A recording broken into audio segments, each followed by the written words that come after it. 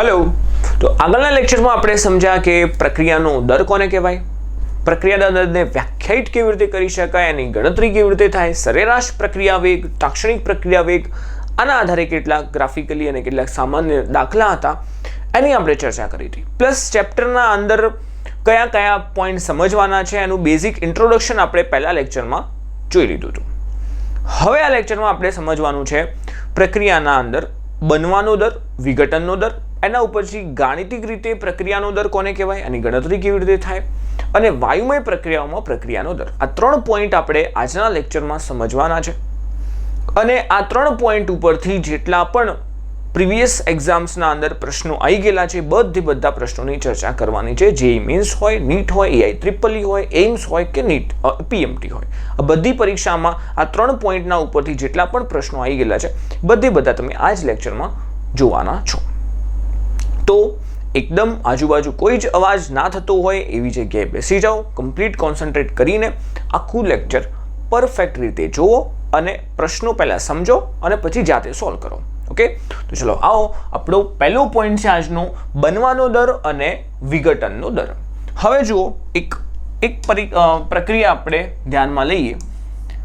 એમાંથી 2 mall B બને છે અને 3 મોલ C બને છે. ઓકે, હવે અહીંયા આગળ એમાંથી નિપજ બને છે તો આપણે શું કહીશું, આ અહીંયા એ જ છે ખાલી, એમાંથી B અને C બને છે તો હું એમ કહીશ કે એનું વિઘટન થાય છે અને B અને C બને છે. એ તૂટશે અને B અને C બનશે તો આનું શું થાય છે, વિઘટન. અને B અને C નું શું થાય છે, અહીંયા આગળ સર્જન. B અને C નું શું થાય છે, સર્જન. હવે એકમ સમયમાં એનું જે વિઘટન થાય છે એને શું કહેવાય છે, એના વિઘટનનો દર. અને એકમ સમયમાં B અને C નું જે સર્જન થાય છે એને શું કહેવાય છે, B અને C ના સર્જનનો દર. તો એકમ સમયમાં થતું વિઘટન એને કહેવાશે વિઘટનનો દર, અને એકમ સમયમાં B અને C નું સર્જન થાય છે તો એને શું કહેવાશે, એના સર્જનનો દર. એકમ સમયમાં આનું વિઘટન જલ્દી થાય તો એના વિઘટનનો દર વધારે હોય એમ કહેવાય. એકમ સમયમાં આનું સર્જન વધારે થાય તો આનું સર્જનનો દર વધારે હોય એમ કહેવાશે. ઓકે, હવે જો તો આપણે પહેલા પોઈન્ટ લઈએ વિઘટનનો દર. પહેલા આપણે સમજીશું શું વિઘટનનો દર. વિઘટનનો દર. હવે એના વિઘટનનો દર, પહેલું એમાં શું છે, આપણા પાસે પ્રક્રિયક એ છે તો એનું પ્રક્રિયકનું શું થવાનું છે, વિઘટન થશે અને નિપજ બનશે. તો એના વિઘટનનો દર બરાબર શું બોલવાના છીએ આપણે, એના વિઘટનનો દર માઇનસ dA/dt. અને ડેલ્ટા પણ લગાવી શકો છો તો એ સરેરાશ વસ્તુ આવી જશે, પણ હવે થ્રુઆઉટ આપણે આખા ચેપ્ટરમાં આવી રીતે જ dA/dt આ જ સંજ્ઞાનો ઉપયોગ કરવાના છીએ. હવે જુઓ, dA નો મતલબ શું થાય, A2 - A1 પછીની સાંદ્રતા માઇનસ પહેલાની સાંદ્રતા. હવે એની પછીની સાંદ્રતા એ પહેલાની સાંદ્રતા કરતા કેવી હશે, વિચારો, ઓછી હોવાની. કેમ, પહેલા 1 મોલ હશે તો એનું વિઘટન થઈ ગયું, પછી અડધો મોલ રહેશે તો પછીની સાંદ્રતા પહેલાની સાંદ્રતા કરતા ઓછી રહેવાની છે.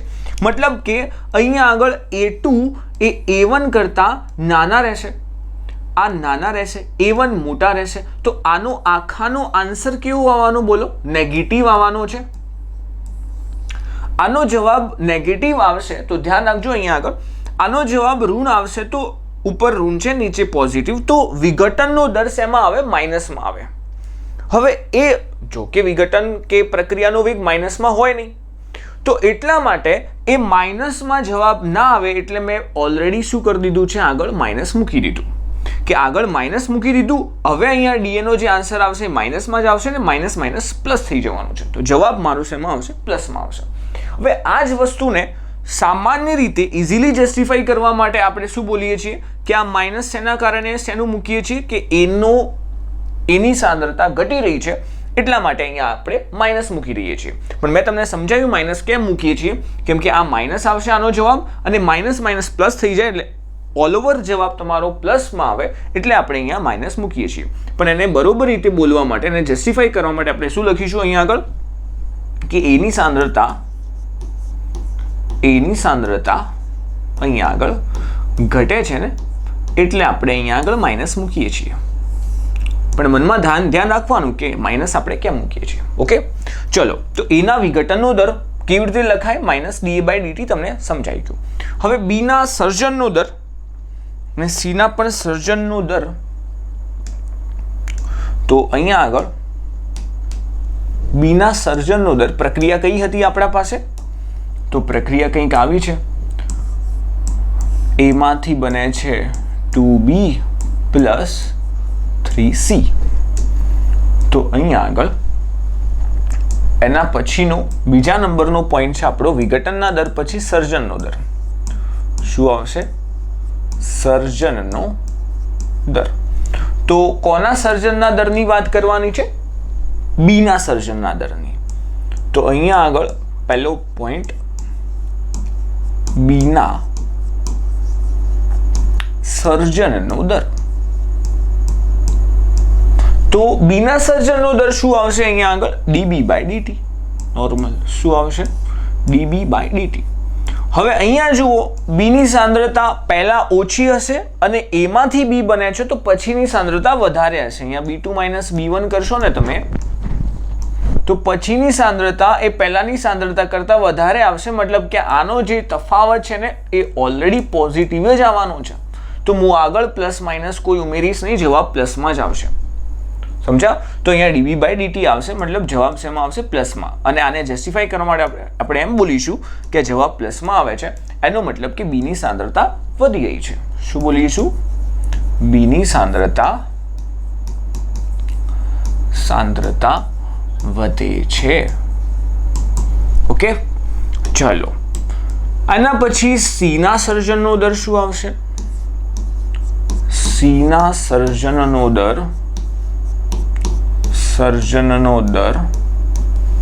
શું આવશે? બસ એનું એ જ dC/dt. અહીંયા પણ dC મતલબ શું? C2 - C1. સીની સાંદ્રતા વધી રહી છે, જવાબ પ્લસમાં આવશે, તો આ પણ પ્લસમાં જ આવશે. તો વિઘટનનો દર કોને કહેવાશે અને સર્જનનો દર કોને કહેવાય એ તમે કમ્પ્લીટ પ્રોપરલી સમજી ગયા છો. ઓકે, હવે આપણે જોઈએ, જુઓ, પ્રક્રિયાનો દર. વિઘટનનો દર અને સર્જનનો દર, એના પછી શું આવશે? પ્રક્રિયાનો દર કોને કહેવાય? એની એ જ પ્રક્રિયા અથવા તો કોઈ બીજી પ્રક્રિયા લઈએ, જેમ કે A + 2B gives શું બને છે અહીંયા આગળ? 3C. આવી કોઈ પ્રક્રિયા છે, A + 2B gives 3C. Okay, હવે આના આધારે પહેલા તો એક સામાન્ય પ્રક્રિયા લઈ લઈએ, A + B gives C. A + B gives C. આવું કંઈક બને છે. ઓકે, A અને B માંથી C બને છે. તો આનો પ્રક્રિયાનો દર, એના આધારે પ્રક્રિયાનો દર, એક વસ્તુ પહેલું તો એના આધારે,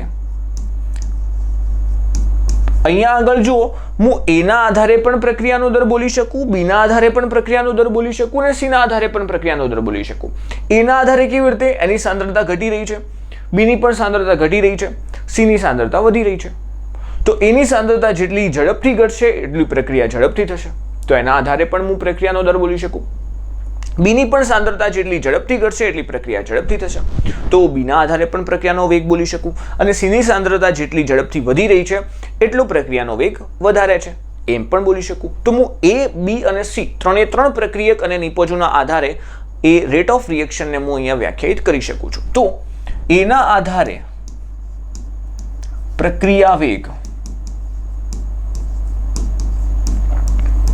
શું બોલી શકવાના છો તમે? રેટ ઓફ રિએક્શન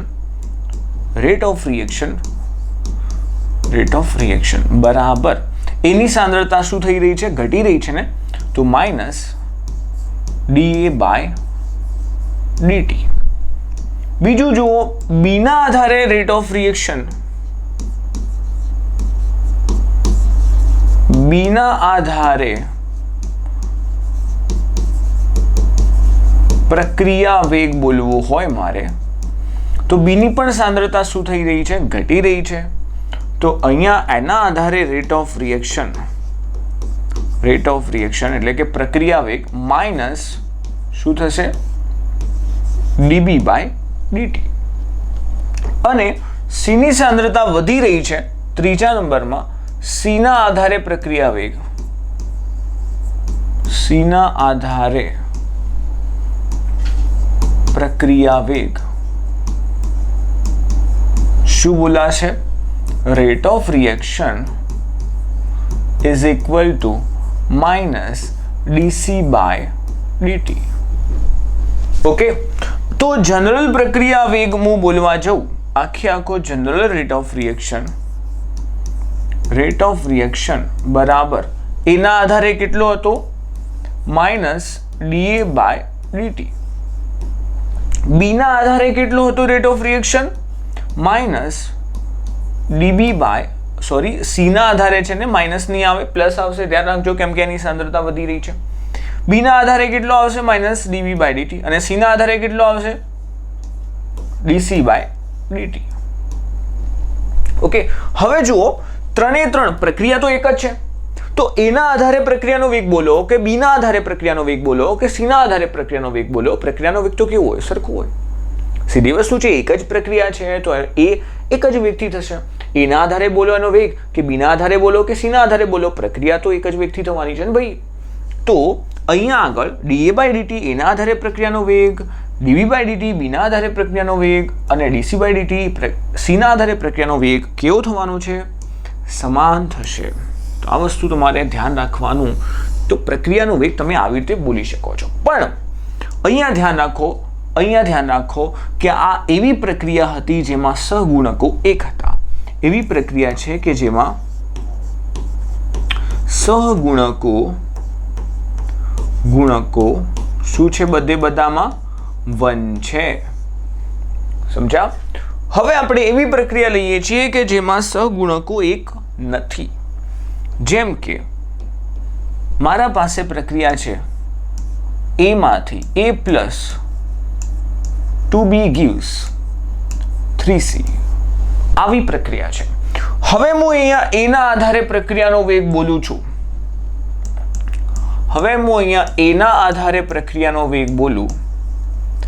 એના આધારે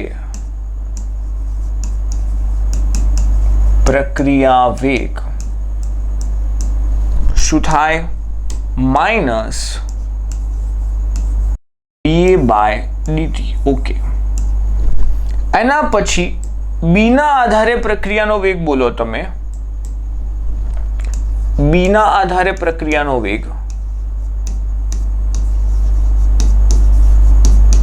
બીના આધારે પ્રક્રિયા વેગ શું થવાનું છે? અહીંયા માઇનસ ડીએ બાય, તમે જો ડીટી લખશો તો આ થશે ખોટું. સમજ્યા? અને સમજાવું છું, પહેલા અહીંયા ધ્યાન આપો તમે પૂરેપૂરું. સીના આધારે પ્રક્રિયાનો વેગ, સીના આધારે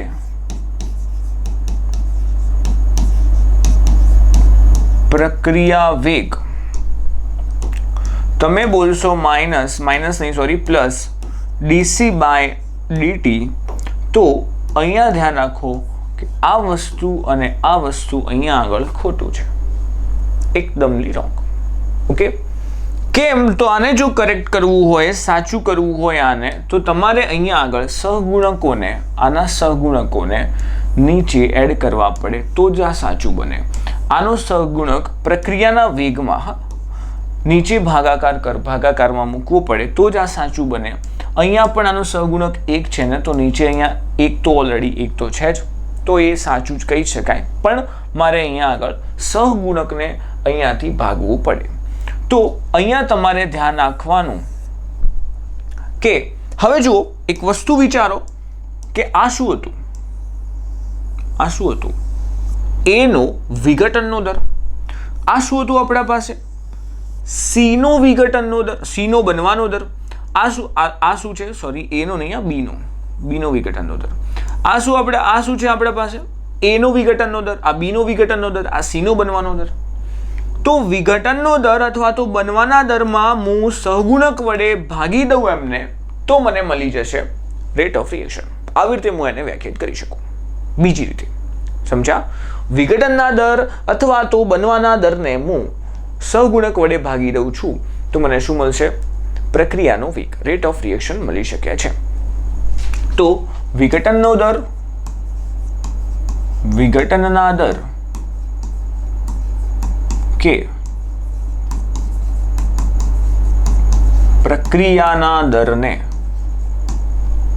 સહગુણક વડે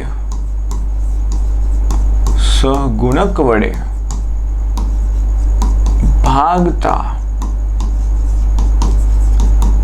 પ્રક્રિયા વેગ મળે છે. તો આ વસ્તુની તો તમને સમજણ મળી ગઈ કે પ્રક્રિયા વેગ માટે જુઓ, ધ્યાન આપજો, વિઘટનનો દર અને બનવાનો દર માટે તમારે નોર્મલ dA/dt, dB/dt અને dC/dt એવું કરવું પડશે, અને પ્રક્રિયાના દર માટે તમારે એના સહગુણકને ભાગાકારમાં મૂકવું પડશે. તો આપણી જે એક નોર્મલ પ્રક્રિયા હોય, જેમ કે આપણા પાસે પ્રક્રિયા છે A + 2B gives 3C, તો અહીંયા આગળ ધ્યાન આપજો, બીના આધારે હું બોલું તો બીનો વિઘટનનો દર તમે શું બોલવાના છો? બીનો વિઘટનનો દર તમે બોલવાના છો -dB/dt, અને તમે બીના આધારે બીનો વિઘટનનો દર બોલો છો તો સહગુણકને નીચે મૂકવાની કોઈ જરૂર છે નહીં, પણ બીના આધારે જો પ્રક્રિયાનો દર બોલો છો, પ્રક્રિયાનો દર, તો તમારે અહીંયા આગળ -dB બાય શું કરવું પડશે? 2dt કરવું પડશે.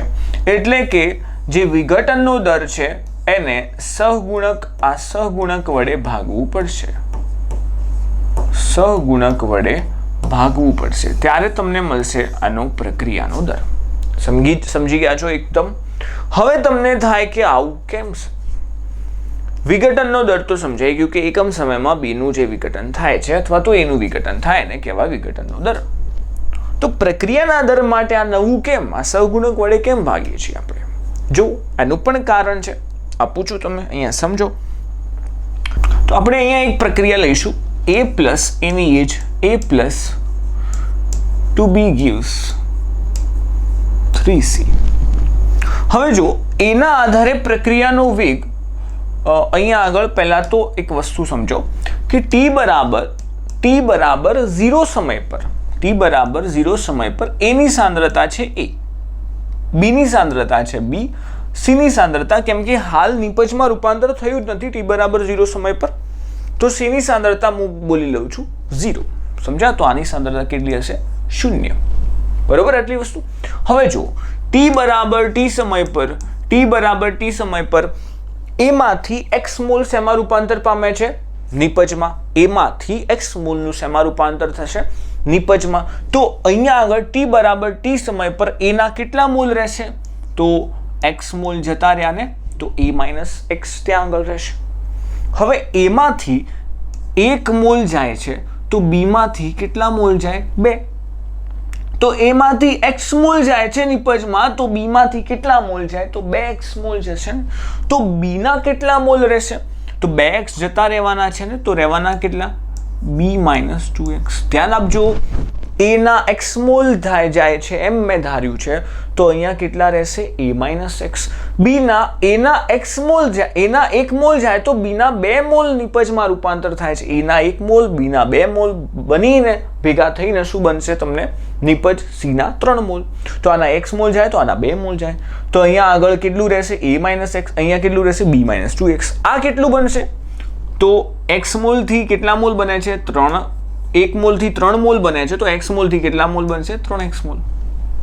સમજી ગયા? આટલું c બનશે. હવે જુઓ, રેટ ઓફ રિએક્શન આપણે શું બોલીએ છીએ? એકમ સમયમાં સાંદ્રતામાં થતો ફેરફાર. તો અહીંયા એના આધારે પ્રક્રિયાનો વેગ, કોના આધારે? એના આધારે રેટ ઓફ રિએક્શન આપણને શું મળવાનું છે? તો રેટ ઓફ રિએક્શન બરાબર શું છે? આપણી વ્યાખ્યા શું છે? એકમ સમયમાં એની સાંદ્રતામાં થતો ફેરફાર અથવા તો ઘટાડો એક જ છે. તો માઇનસ dA/dt માઇનસ બતાવે છે સાંદ્રતામાં જે ઘટાડો થાય છે એ. તો માઇનસ એની સાંદ્રતામાં ફેરફાર કેટલો થયો? તો પછીની સાંદ્રતા ભાગ્યા પહેલાની સાંદ્રતા, મતલબ કે t બરાબર t ની સાંદ્રતા, t બરાબર t સમયે સાંદ્રતા કેટલી છે? a-x. t બરાબર 0 સમયે કેટલી છે? a. તો શું આવશે? a-x minus a upon dt. તો plus a minus a cancel, minus minus plus, જવાબ આવશે x/dt. જવાબ શું આવશે? x/dt. રેટ ઓફ રિએક્શન કોના આધારે? a ના આધારે. જવાબ આવશે આપણો x/dt. ઓકે. હવે જુઓ અહીંયા આગળ b ના આધારે રેટ ઓફ રિએક્શન. કોના આધારે? b ના આધારે પ્રક્રિયાનો વેગ, એટલે કે રેટ ઓફ રિએક્શન. શું આવશે? રેટ ઓફ રિએક્શન બરાબર માઇનસ dB/dt. b ની સાંદ્રતામાં એકમ સમયમાં થતો ઘટાડો. તો માઇનસ ઘટાડો કેટલો થાય? તો પછીની સાંદ્રતા ભાગ્યા પહેલાની સાંદ્રતા. પછીની સાંદ્રતા કેટલી છે? b-2x. પહેલાની કેટલી હતી? b. તો b-2x પહેલાની હતી b અપોન શું કરશો? dt. Minus plus cancel, minus minus plus, જવાબ આવશે 2x/dt. રેટ ઓફ રિએક્શન કોના આધારે? b ના આધારે, અને એનો જવાબ મળે છે તમને 2x/dt. હવે જુઓ c ના આધારે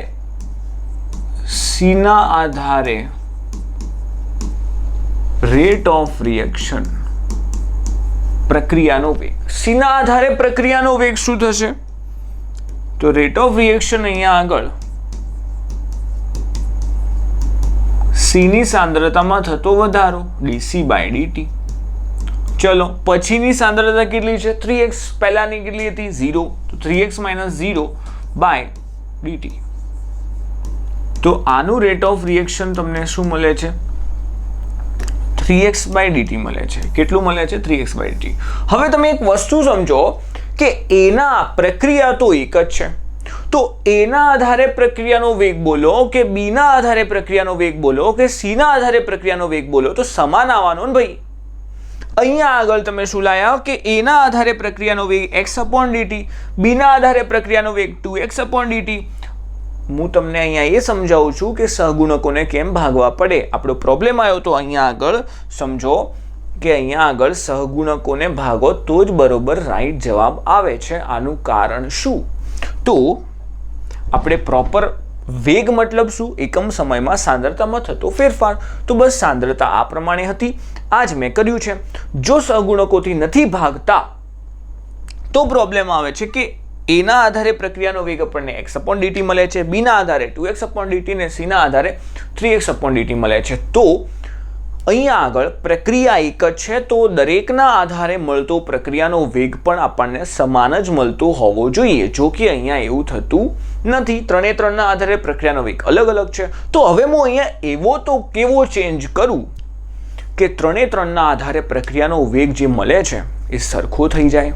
જુઓ તો અહીંયા આગળ હું કેવો ચેન્જ કરું એવો તો જો હું આ તો એમને એમ છે, જો હું અહીંયા ભાગાકારમાં 2 કરી દઉં તો અહીંયા 2 થી 2 કટ થઈ જવાના. તો x/dt આના જેવો થઈ ગયો. અને આમાં ભાગાકારમાં 3 કરી દઉં છું તો અહીંયા 3 થી 3 કટ થઈ જવાના. તો આમાં x/dt થઈ ગયો આના જેવો. મતલબ કે આના ભાગ્યામાં 2 કરું છું અને આના ભાગ્યામાં 3 કરું છું તો 3નો વેગ સરખો થઈ જાય. અને એ સાચું છે. કેમ કે પ્રક્રિયા એક જ છે. તો એના આધારે પ્રક્રિયાનો વેગ બોલો કે b ના આધારે બોલો કે c ના આધારે બોલો, પ્રક્રિયાનો વેગ સરખો આવવો જોઈએ. એમાં કોઈ ફેરફાર થાય નહીં. તો હું અહીંયાથી સહગુણક વડે ભાગી દઉં, એટલે કે અહીંયા મેં 2 વડે ભાગ્યા તો 2 શું છે? આ b નો સહગુણક. અહીંયા મેં 3 વડે ભાગ્યા તો 3 શું છે? c નો સહગુણક. એટલા માટે જો પ્રક્રિયાનો વેગ પ્રોપર સાચો લાવવો હોય તો એના વિઘટનના દર અથવા તો સર્જનના દરને સહગુણક વડે ભાગવામાં આવતા હોય છે. ક્લિયર એકદમ સમજી ગયા? તો અહીંયાનું કન્ક્લુઝન તમારું આ બન્યું કે આપણા પાસે જે પ્રક્રિયા છે a + 2b gives 3c, એમાંથી તમે વિઘટનનો દર પણ શોધી શકો છો. શું મેં આગળ જ તમને કીધું તું અહીંયા c ના આધારે બોલો તો c નો વિઘટનનો દર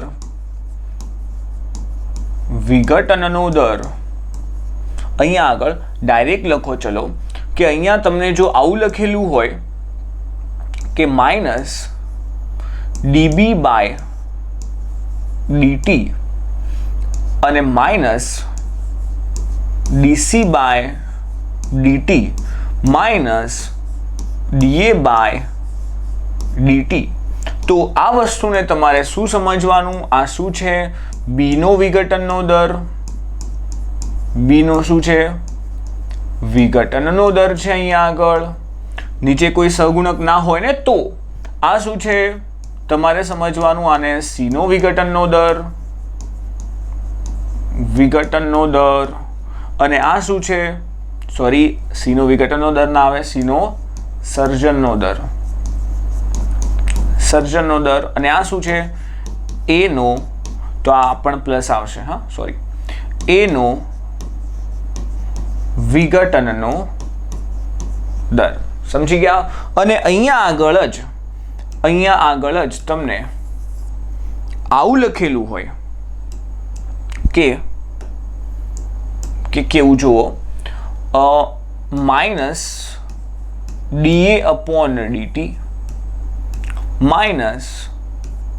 -db/2dt અને -dc/3dt.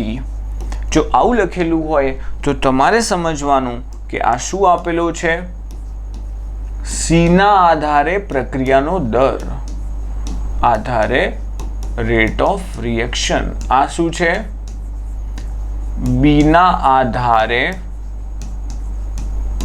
રેટ ઓફ રિએક્શન અને આ શું છે? a ના આધારે રેટ ઓફ રિએક્શન. જો કે એના આધારે રેટ ઓફ રિએક્શન અને a નો વિઘટનનો દર બંને સરખું છે. અરે સોરી, પ્લસ, હા, બંને સરખું છે. કારણ શું છે? કારણ એ કે સહગુણક a નો શું છે? 1. તો અહીંયા સહગુણકને તમે ભાગાકારમાં લખશો તો એ કોઈ ફરક પડશે નહીં. એટલા માટે જો સહગુણક 1 હોય તો વિઘટનનો દર અને એના આધારે પ્રક્રિયાનો દર, અથવા તો સર્જનનો દર અને એના આધારે પ્રક્રિયાનો દર બંને કેવું મળવાનું છે? તમને સરખું મળવાનું. સમજી ગયા એકદમ? તો જનરલ જે પ્રક્રિયા છે એને તમારે લખવું હોય a + 2b gives 3c. આમાં તમારે પ્રક્રિયાનો દર તમારે લખવું હોય. શું લખવું છે? પ્રક્રિયાનો દર લખવું હોય તો તમે કેવી રીતે લખી શકવાના છો? ફાઇનલી કે -da/dt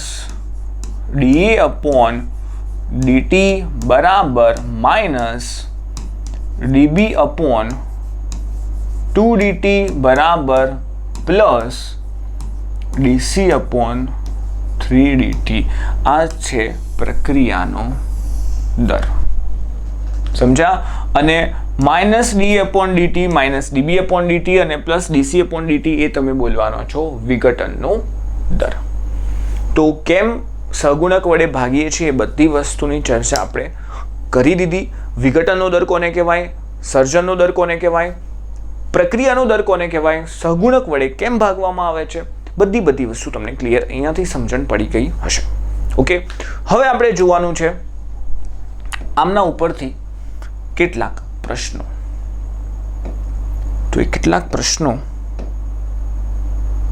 પ્રક્રિયાના દરનો એકમ, ઓકે, અને પછી પ્રશ્નો કોઈ નહીં. પ્રક્રિયાના દરનો એકમ શું છે? તો એકમ પણ સમજી લો. અહીંયા a + 2b gives 3c થાય. આ પ્રક્રિયા છે. a નો પ્રક્રિયાનો દર, રેટ ઓફ રિએક્શન, a ના આધારે પ્રક્રિયાનો દર હોય તો તમે શું બોલવાના છો? -da/dt. તો આ શું છે? સાંદ્રતામાં થતો ફેરફાર. શું છે? સાંદ્રતામાં થતો ફેરફાર એટલે સાંદ્રતા. અને આ શું છે? સમય. શું કહેવાશે? સમય. તો એકમ શું થાય? પ્રક્રિયા દરનો એકમ શું થવાનો છે? તો સાંદ્રતા ભાગ્યા સમય શું થશે? સાંદ્રતા ભાગ્યા સમય, સાંદ્રતા ભાગ્યા સમય, અથવા તો સાંદ્રતા એટલે શું? મોલ પ્રતિ લિટર. સાંદ્રતા મતલબ શું થાય? મોલ પ્રતિ લિટર. તો એકમ થશે મોલ પ્રતિ લિટર ઇન્ટુ સમયનો શું થશે? સેકન્ડ. અથવા તો આને આપણે બરોબર રીતે લખીએ તો mall litre inverse second inverse આ થશે ક્રિયા વેગનો એકમ. Mall litre inverse second inverse. Clear? તો અહીંયાથી તમે ત્રણ વસ્તુ સમજ્યા: બનવાનો દર, વિઘટનનો દર, પ્રક્રિયાનો વેગ, એના આધારે, બીના આધારે, સીના આધારે કેવી રીતે બોલી શકાય. હવે જોવાનું છે અને એનો એકમ. હવે સમજવાનું છે એના કેટલાક દાખલા. ચલો, પહેલો પ્રશ્ન છે આપણા પાસે. 2 N2O5 માંથી 4 NO2 અને O2 બને. જો 4 સેકન્ડમાં NO2 ની સાંદ્રતા વધીને 1.6 × 10⁻² મોલર થાય છે. મતલબ કે 0 થી કેટલી થાય છે? 1.6 × 10⁻². કોની સાંદ્રતા? NO2 ની. NO2 ની સાંદ્રતા 4 સેકન્ડમાં 0 થી 1.6 × 10⁻² થાય છે. તો ગણતરી કરવાની છે NO2 નો બનવાનો દર. NO2 નો જ બનવાનો દર પૂછેલો છે. તો ચલો જુઓ, પહેલી વસ્તુ ગણવાની છે NO2 નો બનવાનો દર. હવે NO2 નો બનવાનો દર, NO2 નો બનવાનો દર આપણે શું બોલી શકીએ? અહીંયા સહગુણક આવશે નહીં દર બનવાના અથવા તો વિઘટનના દરમાં. હવે કેમ કે બને છે ને તો પ્લસમાં આવશે dNO2 એકમ સમયમાં NO2 ની સાંદ્રતામાં થતો વધારો, એટલે કે dNO2/dt. અહીંયા જવાબ પ્લસમાં જ આવશે. ઓકે, એકમ સમય કેટલો છે? કેટલા સમયમાં? 4 સેકન્ડમાં. તો 4 સેકન્ડ. dNO2 ની સાંદ્રતામાં જે વધારો થયો એ તો 0 થી વધીને 1.6 × 10⁻² મોલર થઈ છે ને. તો જે ચેન્જ આવ્યો કેટલાનો આવ્યો? 1.6 × 10⁻² -0, એટલે કે 0. મતલબ કશું લખવાની જરૂર નથી. 1.6 ભાગ્યા 4 એટલે શું આવશે? 0.4. તો 0.4 × 10⁻². સંખ્યા મોટી કરો તો ઘાત નાની થશે. 4 × 10⁻³ મોલ પ્રતિ સેકન્ડ. નથી આપેલું કોઈ એકમ, મોલ પ્રતિ સેકન્ડ લખી દેવાનું. ઓકે, સાંદ્રતા પ્રતિ સેકન્ડ. તો જે NO2 ની સાંદ્રતામાં NO2 નો બનવાનો જે દર છે એ 4 × 10⁻³ મોલર પ્રતિ એક સેકન્ડમાં આટલા મોલર એની સાંદ્રતા વધી રહી છે. ઓકે, બીજા નંબરમાં O2 નો બનવાનો દર શોધવાનો છે. O2 નો બનવાનો દર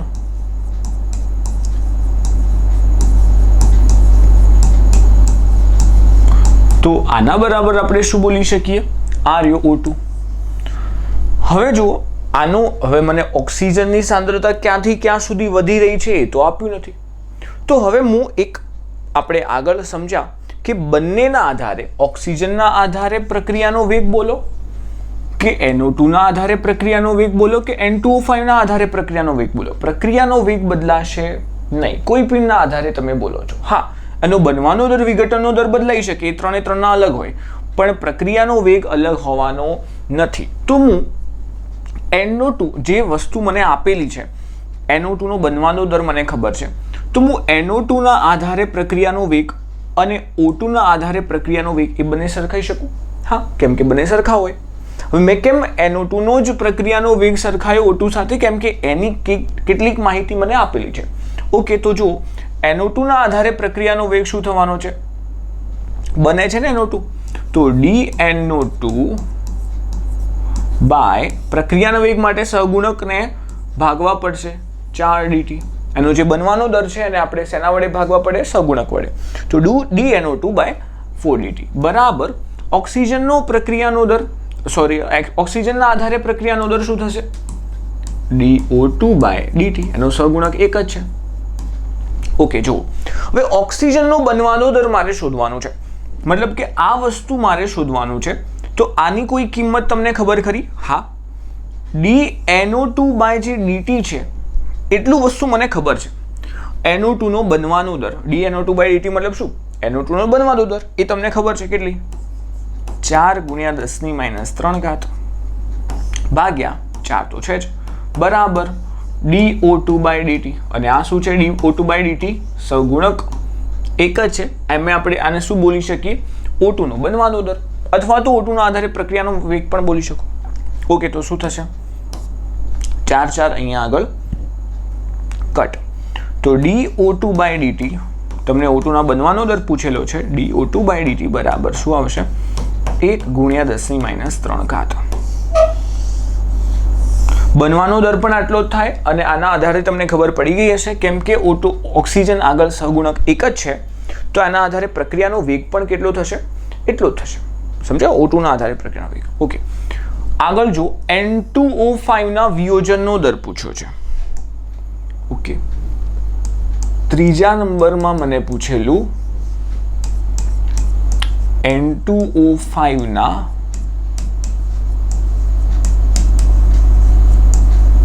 વિયોજનનો દર કેટલો આવો રકમ પર N2O5 ક્યાં છે આ રહ્યું હવે મારે આ શોધવાનું છે આના વિયોજનનો દર તો બસ હું રેટ ઓફ રિએક્શન શું લખી શકું કોઈ બીના આધારે સરખાઈ શકું બંનેને કે NO2 ના આધારે પ્રક્રિયાનો વેગ એ N2O5 ના આધારે પ્રક્રિયાના વેગના બરાબર જ થાય તો બંનેને સરખાઈ દો કેમ કે આનો વિયોજનનો દર શોધવાનો છે તો એના આધારે પ્રક્રિયાનો વેગ શું થશે N2O5 ના આધારે પ્રક્રિયાનો વેગ dN2O5 બાય શું છે સહગુણક 2 તો 2dt આ N2O5 ના આધારે પ્રક્રિયાનો વેગ છે અને મારે શોધવાનું શું છે N2O5 નો વિઘટનનો દર અથવા તો વિયોજનનો દર ઓકે એના ઉપરથી બનતું શું હતું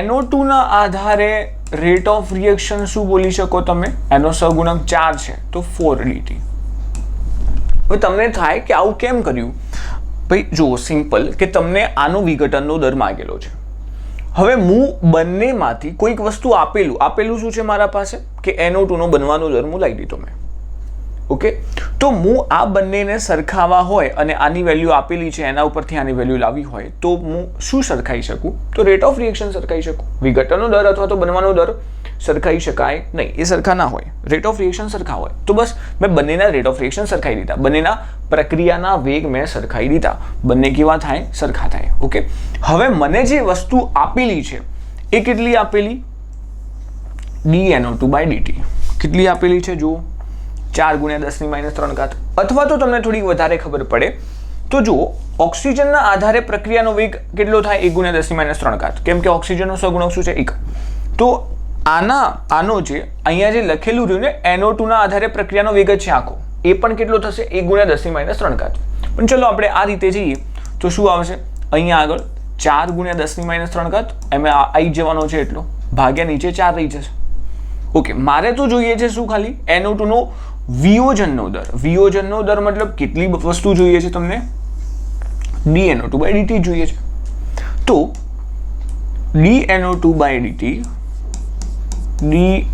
N2O5/dt બરાબર 2 ગુણ્યા આ 4 તો કટ થઈ જવાના તો આ જે 2 છે અહીંયા ગુણાઈ જશે 2 ગુણ્યા 10⁻³ આ થઈ ગયો N2O5 નો વિઘટનનો દર એકમ એ જ સેમ રહેશે મોલારિટી પર સેકન્ડ મોલ પર સેકન્ડ ઓકે સાંદ્રતા પ્રતિ સેકન્ડ પ્રક્રિયાનો દર કેટલો તો હવે સીધી વસ્તુ છે પ્રક્રિયાનો દર તમારે જોઈતો હોય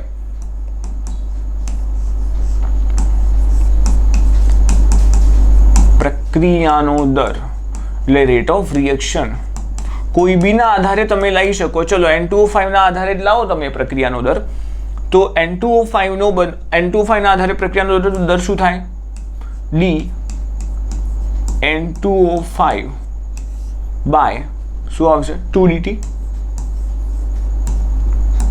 અને N2 અહીંયા આગળ N2O5/dt એનો વિઘટનનો દર તમને આપેલો છે કેટલો 2 ગુણ્યા 10⁻³ ભાગ્યા 2 તો પ્રક્રિયાનો દર કેટલો થાય 1 ગુણ્યા 10⁻³ સાંદ્રતા પ્રતિ સેકન્ડ રેટ ઓફ રિએક્શન અથવા તો તમને વધારે ખબર પડે તમને આવી જ ગયેલો છે પ્રક્રિયાનો દર કેટલો 1 ગુણ્યા 10⁻³ કેમ O2 નો જે બનવાનો દર છે એ જ એનો પ્રક્રિયાનો દર, એના આધારે પ્રક્રિયાનો દર થાય.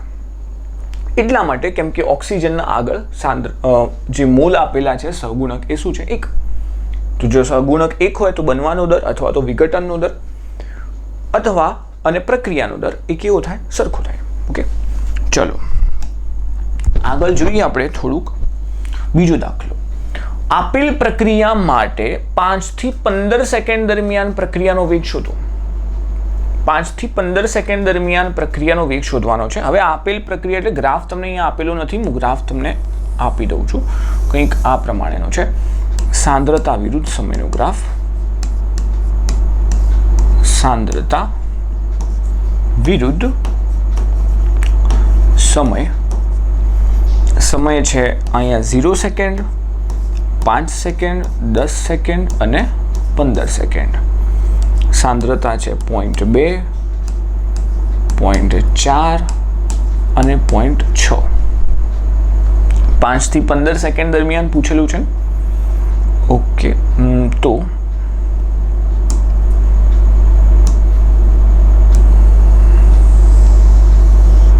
આ છે તમારો પ્રશ્ન. આ જે આપેલું રહ્યું, જે વિઘટનનો દર આપેલો છે એ કોનો આપેલો રહ્યો? NH3 નો વિઘટનનો દર આપેલો છે. એ કંઈક આ પ્રમાણે આપેલો છે. આ પ્રશ્ન છે. હવે આનું સોલ્યુશન જો. તો આપેલ પ્રક્રિયા માટે 5 થી 15 સેકન્ડ દરમિયાન પ્રક્રિયાનો વેગ શોધો.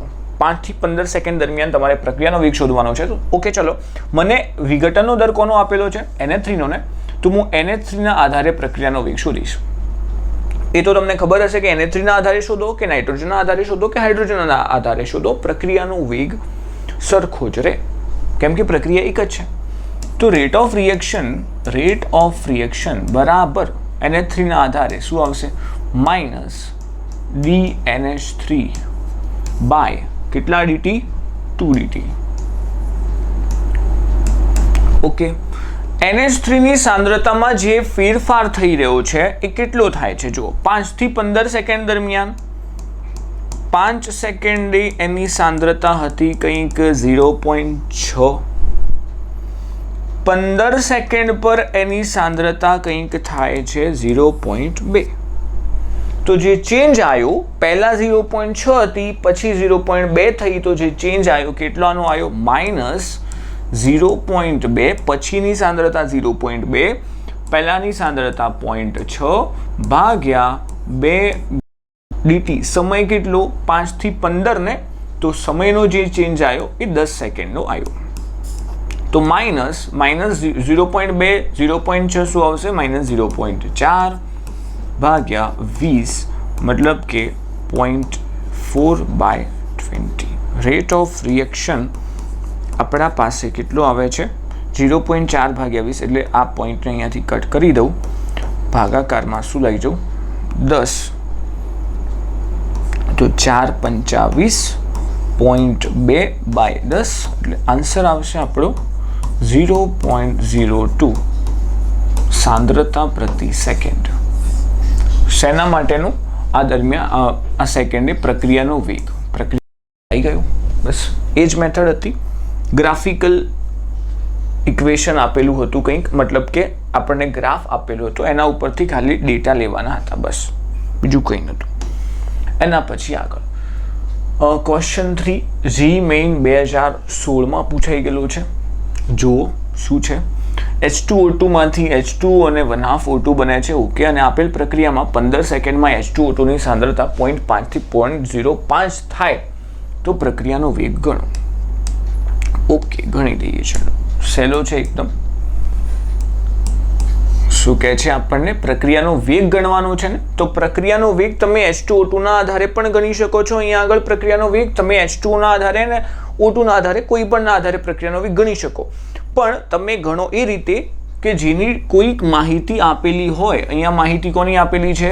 15 સેકન્ડમાં H2O2 ની સાંદ્રતા 0.5 થી 0.05 થાય છે. તો તમે અહીંયા શું લખવાના છો? પ્રક્રિયાનો વેગ, રેટ ઓફ રિએક્શન બરાબર H2O2 ના આધારે શું આવશે? Minus dH2O2/dt. ચલો, માઇનસ DH2O2 ની સાંદ્રતા 0.5 થી 0.05 થાય છે, તો પછીની સાંદ્રતા કેટલી? 0.05. પહેલાની કેટલી? 0.5 બાય સમય કેટલો? કેટલા સેકન્ડમાં? 15 સેકન્ડમાં. 0 થી 15 સેકન્ડ મતલબ ચેન્જ કેટલાનો આવ્યો સમયમાં? 15 સેકન્ડનો.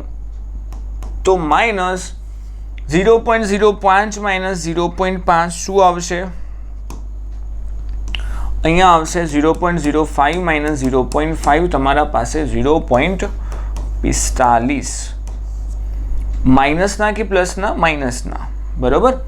અપોન 15 એટલે જવાબ આવી જશે માઇનસ માઇનસ પ્લસ, જવાબ શું આવશે? 0.03 સાંદ્રતા પ્રતિ સેકન્ડ સમય. ઓકે, તો જવાબ આવ્યો કેટલો? 0.03. પ્રક્રિયાનો વેગ ગણો, તો પ્રક્રિયાનો વેગ ગણો. બીજો, O2 નો બનવાનો દર ગણો, ઓક્સિજનનો બનવાનો દર. ધ્યાન રાખજો, જેઈ મેઇન 2016 નો પ્રશ્ન છે, સહેલો હશે, થોડુંક ટ્વિસ્ટ હશે કે જેને બધા સાચો નહીં કરી શકે. લાગશે તમને કે કરી દીધો, સાચો થશે નહીં. જો ઓક્સિજનનો બનવાનો દર નંબર 2 માં શું છે? નો બનવાનો દર. ઓકે, તો O2 નો બનવાનો દર, તમે બનવાનો દર શું લખી શકવાના છો? D ઓફ, ધ્યાન આપજો, O2 અપોન dt, બરોબર. ઓક્સિજનનો બનવાનો દર. હા, હવે ઓક્સિજનનો બનવાનો દર તમને dO2/dt શોધવાનું છે, બરોબર. હવે શેનાથી શોધશો તમે? તો બસ H2O2 ના આધારે, H2O2 નો ડેટા તમારા પાસે છે, એના આધારે પ્રક્રિયા વેગ પણ તમને ખબર છે. તો H2O2 નો પ્રક્રિયા વેગ, H2O2 ના આધારે પ્રક્રિયાનો વેગ અને ઓક્સિજનના આધારે પ્રક્રિયાનો વેગ કેવો થાય? સરખો થાય. તો સરખાઈ દો બંને.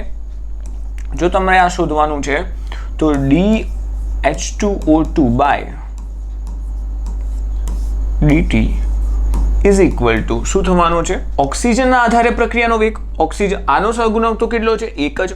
તો મેં અહીંયા 1 જ રાખ્યું છે. આનો સહગુણક 1/2 છે. તો તમે અહીંયા શું કરવાનો? dO2/2dt જો કરી દીધું તો ખોટું.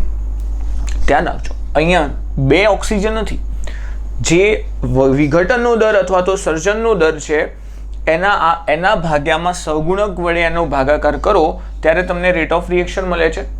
અહીંયા આગળ જે સર્જનનો દર છે ભાગ્યામાં તમે શું કરવાના છો? સહગુણક. તો સહગુણક તો 1/2 છે, અહીંયા 2 કર્યા તમે.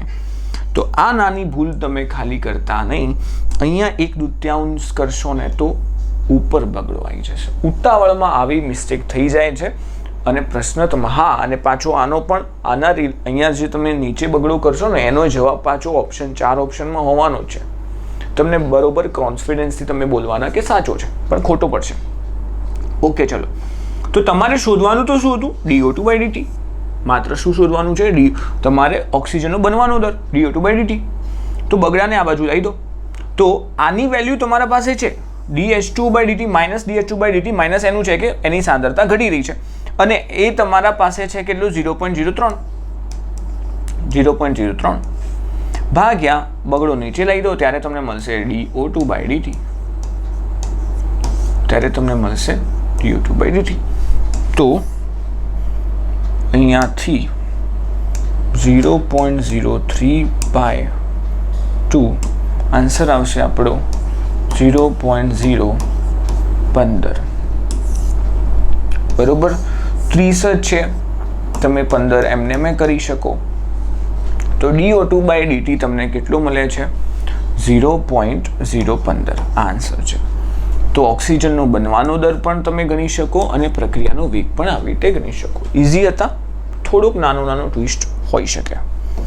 ઓકે, નેક્સ્ટ 4 નંબરમાં છે, MCQ આવી ગયા છે. હવે જુઓ, N2 + 3H2 પ્રક્રિયા માટે જો શું આપેલું છે તમને?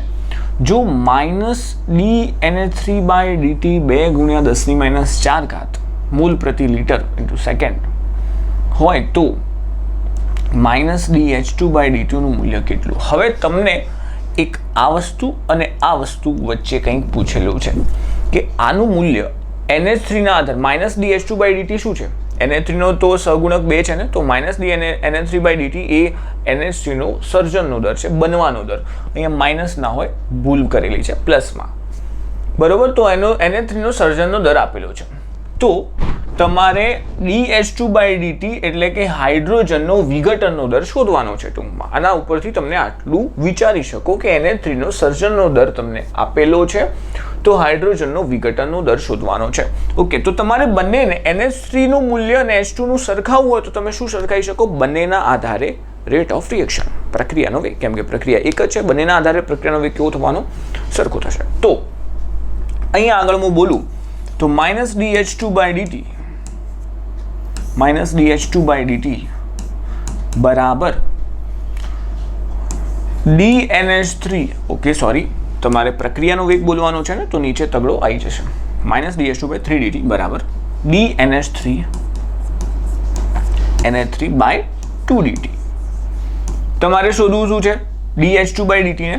તમારે dH2/dt એટલે કે હાઇડ્રોજનનો તમારે શોધવાનું છે હાઇડ્રોજનનો વિઘટનનો દર તમને શોધવાનું કે છે.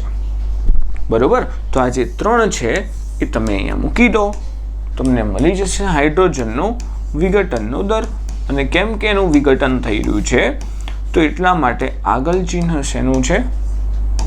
માઇનસનું. ઓકે, તમને આટલી વસ્તુ તો આપેલી છે dNH3/dt એટલે કે કેટલું આપેલું છે ના, તમને આવું પણ પ્રોપર કમ્પ્લીટ પીરસી દે, અથવા તો તમને એવું પણ કે ઇનડાયરેક્ટલી, આ તો ડાયરેક્ટ આપી દીધેલું છે, તમને એવું પણ કે એમોનિયાનો બનવાનો દર આટલો છે 2 × 10⁻⁴. તો તમારે સમજી લેવું પડે કે એની આટલાની જ વેલ્યુ આપેલી છે. તો 3 અહીંયા લઈ જાઓ, આટલાની વેલ્યુ કેટલી આપેલી છે? 2 × 10⁻⁴ ને ભાગાકારમાં બગડો તો છે જ, 2 કટ. તો માઇનસ dH2/dt આપણને મળે છે કેટલા? 3 × 10⁻⁴ mall into litre inverse second inverse. 3 × 10⁻⁴ આપણો કરેક્ટ આન્સર છે ઓપ્શન સી. ચલો નેક્સ્ટ પ્રશ્ન નંબર 5. આગળનો પ્રશ્ન ક્યાંય પૂછેલો નહીં. 5 નંબરનો પ્રશ્ન જો. અહીંયા આગળ તમારે NEET, AIIMS, AI-EEE, JEE men's, કેટલાક IITના બધા પ્રશ્નો અહીંયાથી તમારા સોલ્વ થઈ જશે, આટલા જ પોઈન્ટના રિલેટેડ. અને આગળના વિડીયોઝમાં એ પોઈન્ટના રિલેટેડ જેટલી પણ પરીક્ષામાં પૂછાઈ ગયેલા હશે પ્રશ્ન બધા હું અહીંયા સોલ્વ કરાવીશ એક કરીને. તો તમારા એક પણ મતલબ કશું બાકી રહેશે જ નહીં. પછી તમારે કોઈ MCQ બુક સોલ્વ કરવાની જરૂર નથી, કશું જ નહીં. આ જ પ્રશ્નો રિપીટ રિવાઇઝ કરો, જાતે પ્રેક્ટિસ કરો, જાતે કરો. સમજા? ચેપ્ટરમાં આના સિવાય બીજો કોઈ પ્રશ્ન બહારથી કોઈ પરીક્ષામાં નહીં આવે. તમારા પાસે નીટ છે, જે મેન્સ છે, તો આના પરથી જે મેન્સ અથવા તો એડવાન્સના અંદર બની શકે કે કોઈ બીજું ચેપ્ટર અંદર એડ કરી દે, બસ. બાકી મેથડ બદલાવાની છે નહીં, થોડા નાના ટ્વિસ્ટ થાય એટલું જ. તો જો તમને શું કહે છે, H2 + I2 gives 2HI માટે વિકલનીય વેગ સમીકરણ શું થશે? બસ કશું છે જ નહીં આ પ્રશ્નમાં, કોઈ કેલ્ક્યુલેશન જ નહીં. AI-EEE પૂછેલો સેમ પ્રશ્ન રિપીટ થયેલો AI-PMTમાં. તો શું કહેશો તમે? એના માટે વિકલનીય વેગ નિયમ, વેગ સમીકરણ. તો પ્રક્રિયા આપણા પાસે આ છે, H2 + I2 gives 2HI. તો તમે જ બોલી દો શું થાય. તો હાઇડ્રોજનના આધારે વેગ શું થાય? અને વેગ નિયમ અથવા તો વિકલનીય વેગ નિયમ કહેવાશે. હાઇડ્રોજનના આધારે રેટ ઓફ રિએક્શન શું થવાનું છે? -dH2/dt. એટલું ને એટલું, મતલબ રેટ ઓફ રિએક્શન તો બધાના માટે સરખા હોય ને બધાના આધારે. તો -dI2/dt થશે. અને HI ના આધારે રેટ ઓફ રિએક્શન તો આ શેમાં આવશે તમને? પ્લસમાં. તો dHI/2dt. અહીંયા આગળ જુઓ, બંનેનો સહગુણક 1 છે, તો મેં અહીંયા પણ 1 જ રાખ્યો છે, આનો સહગુણક 2. આને કહેવાય રેટ ઓફ રિએક્શન બધાના આધારે સરખા થાય, અને એને કહેવાશે વિકલનીય વેગ નિયમ અથવા તો વિકલનીય વેગ સમીકરણ. જોઈ લો, ચેક કરી લો કોના અંદર સેમ છે. માઇનસ dH2/dt બરોબર, માઇનસ di2/dt બરોબર, અને 1/2 HI ઓપ્શન એ કરેક્ટ છે. નેક્સ્ટ જોઈએ AIPMT 2010માં પૂછાઈ ગયેલો પ્રશ્ન. N2O5 gives NO2 plus 1/2 O2 પ્રક્રિયા માટે N2O5 ના દૂર થવાનો દર આટલો છે, તો NO2 અને O2 ના ઉત્પન્ન થવાનો દર અનુક્રમે કેટલો થશે? ઓકે, તમને આપેલું છે N2O5 ના દૂર થવાનો દર, મતલબ N2O5 દૂર થઈને શું બને છે? NO2 અને O2 બને છે, મતલબ આનું વિઘટન થઈને શું બને છે? NO2 અને O2 બને છે, બરોબર. તો એના દૂર થવાનો દર અથવા તો વિઘટનનો દર આપેલો છે, તો NO2 અને O2 ના ઉત્પન્ન થવાનો દર શોધવાનો છે. પહેલા આપણે NO2 ના ઉત્પન્ન થવાનો દર શોધીએ, પછી O2 ના ઉત્પન્ન થવાનો દર શોધો. તો તમને એક વસ્તુ આપેલી છે, બીજી વસ્તુ શોધવાની છે આના અંદર, તો તમે સરખાવવાના શું છો? બંનેના રેટ ઓફ રિએક્શન. તો રેટ ઓફ રિએક્શન બરાબર minus d N2O5 by dt બરાબર શું? આના આધારે N2O5 ના આધારે રેટ ઓફ રિએક્શન લખી દીધો, પ્રક્રિયા વેગ. NO2 ના આધારે પ્રક્રિયાનો વેગ શું થાય? dNO2 બાય શું આવશે? 2dt, બરોબર. ચલો, તો તમને આ તો આપેલું છે, N2O5 ના દૂરનો દર તો આપેલો છે કેટલો? 25 ઇન્ટુ 10⁻³ ઘાત. તમને થાય માઇનસ કેમ લાગ્યું? ભાઈ માઇનસ સાથે વેલ્યુ હોય, N2O5 ના દૂર થવાનું દરનું જ વેલ્યુ છે 6.25 × 10⁻³ તો માઇનસ આના અંદર આવી જ ગયું. ઓકે, બરાબર dNO2/dt તમારે શોધવાનું છે. 2 અહીંયા નીચે છે, તો 2 ને અહીંયા ઉપર ગુણો તો અહીંયા આગળ ગુણાઈ જવાના છે 2, અને અહીંયા શું આવી જવાનું? dNO2/dt. 6.25 × 2 એટલે 12 પોઈન્ટ આવી જશે, 50 × 10⁻³ બરાબર dNO2/dt. સંખ્યા નાની કરશો તો ઘાત મોટી, એટલે 1.25 × 10⁻² તમારો આન્સર અહીંયા આવશે. 1.25 × 10⁻² -3 છે, પ્રિન્ટિંગ મિસ્ટેક, તો તમે સમજી લેજો અહીંયા કેટલી આવી શકે. 1.25 × 10⁻², એકમ આવશે મોલ પ્રતિ લિટર ઇન્ટુ સેકન્ડ, એટલે mall litre inverse second inverse. Okay, બીજું તમને કહે છે ઓક્સિજનના ઉત્પન્ન થવાનો દર કેટલો? ઓક્સિજનના ઉત્પન્ન થવાનો દર એ પણ હું એ બંનેને જ સરખાઈ દઉં, તો માઇનસ બંનેના રેટ સરખાઈ દઉં છું. Minus dN2O5/dt. કેટલા dt? તો આગળ સહગુણક છે કોઈ? ના. બરાબર અહીંયા ઓક્સિજનના ઉત્પન્ન થવાનો દર ને, તો એના ઓક્સિજનના આધારે રેટ ઓફ રિએક્શન શું થશે? પ્લસ માઇનસ નહીં આવે અહીંયા કેમ કે ઉત્પન્ન થાય છે O2/dt. હવે અહીંયા જો ફરીથી 1/2 છે ને, તો 1/2 એટલે નીચે તો કશું નહીં રહે, ઉપર થઈ જશે બગડો. તમારે શોધવાનું છે ખાલી ઓક્સિજનનું ઉત્પન્ન થવાનો દર છે. ઓક્સિજનના આધારે રેટ ઓફ રિએક્શન નહીં શોધવું, ઓક્સિજનનું ઉત્પન્ન થવાનો દર મતલબ dO2/dt. તો જે 2 છે એને પકડીને આ બાજુ નીચે લાવો, અને dN2O5/dt તમને આપેલો છે. કેટલો આપેલો છે? N2O5 ના દૂર થવાનો દર કેટલો આપેલો? 6.25 વાળો. તો માઇનસ નહીં, 6.25 ઇન્ટુ 10⁻³ કેટલી છે? -3 ભાગ્યા 2 ને અહીંયા નીચે લાવો તો શું આવશે? dO2/dt. તો આને કટ કરશો તો શું આવશે? 3.125 × 10⁻³ તો આવી ગયો આપણા પાસે answer. dO2/dt is equal to 3.125 × 10⁻³ શું આવ્યું? ઓક્સિજનનું ઉત્પન્ન થવાનો દર. તો જુઓ અહીંયા 6.25 છે, અહીંયા 3.125. આપણો રાઈટ આન્સર રહેશે ઓપ્શન બી. ક્યાં પૂછાઈ ગયેલો? AIPMT 2010. અને આવા જ પ્રશ્નો તમારી આવનારી પરીક્ષાઓમાં પણ પૂછાશે. એ બોર્ડ હોય, ગુજસેટ હોય કે નીટ હોય કે જે હોય કે તમારો સ્કૂલનો કે ટ્યુશનનો ટેસ્ટ હોય. ઓકે, આગળ જો નીટ 2019માં આવી ગયેલો, જો પ્રશ્નનું લેવલ તમને અહીંયાથી PYQ સોલ્વ કરવાનો હેતુ એ હોય કે તમને ચેપ્ટર ભણ્યા પછી અથવા તો એ પોઈન્ટ ભણ્યા પછી તમને એ કોન્ફિડન્સ આવે કે મને પોઈન્ટના અંદર પહેલાં તો એનો કોન્સેપ્ટ સમજાઈ ગયો અને પ્લસ બીજું વસ્તુ કે પ્રશ્નનું પરીક્ષામાં આવનારા પ્રશ્નનું તમને લેવલ ખબર પડે. એટલે તમે જ્યારે એમસીક્યુ બુક કે અન્ય કોઈ બીજા એમસીક્યુ સોલ્વ કરો છો, જો કે આના સિવાય બીજા કોઈ સોલ્વ કરવાની જરૂર નથી, પણ કરો છો અથવા તો તમને ખબર હોય અંદરથી કે આ લેવલના પ્રશ્નો આવશે, થોડો કોન્ફિડન્સ આવે. ચલો જો તો N2 + 3H2 gives to Na3 NEET 2019માં પૂછાઈ ગયેલો પ્રશ્ન છે અને સાચો વિકલ્પ પસંદ કરો. 2019 સાચો વિકલ્પ પસંદ કરવાનો છે. તો આપણે પહેલાં તો આવો પ્રશ્ન હોય તો શું કરવાનું?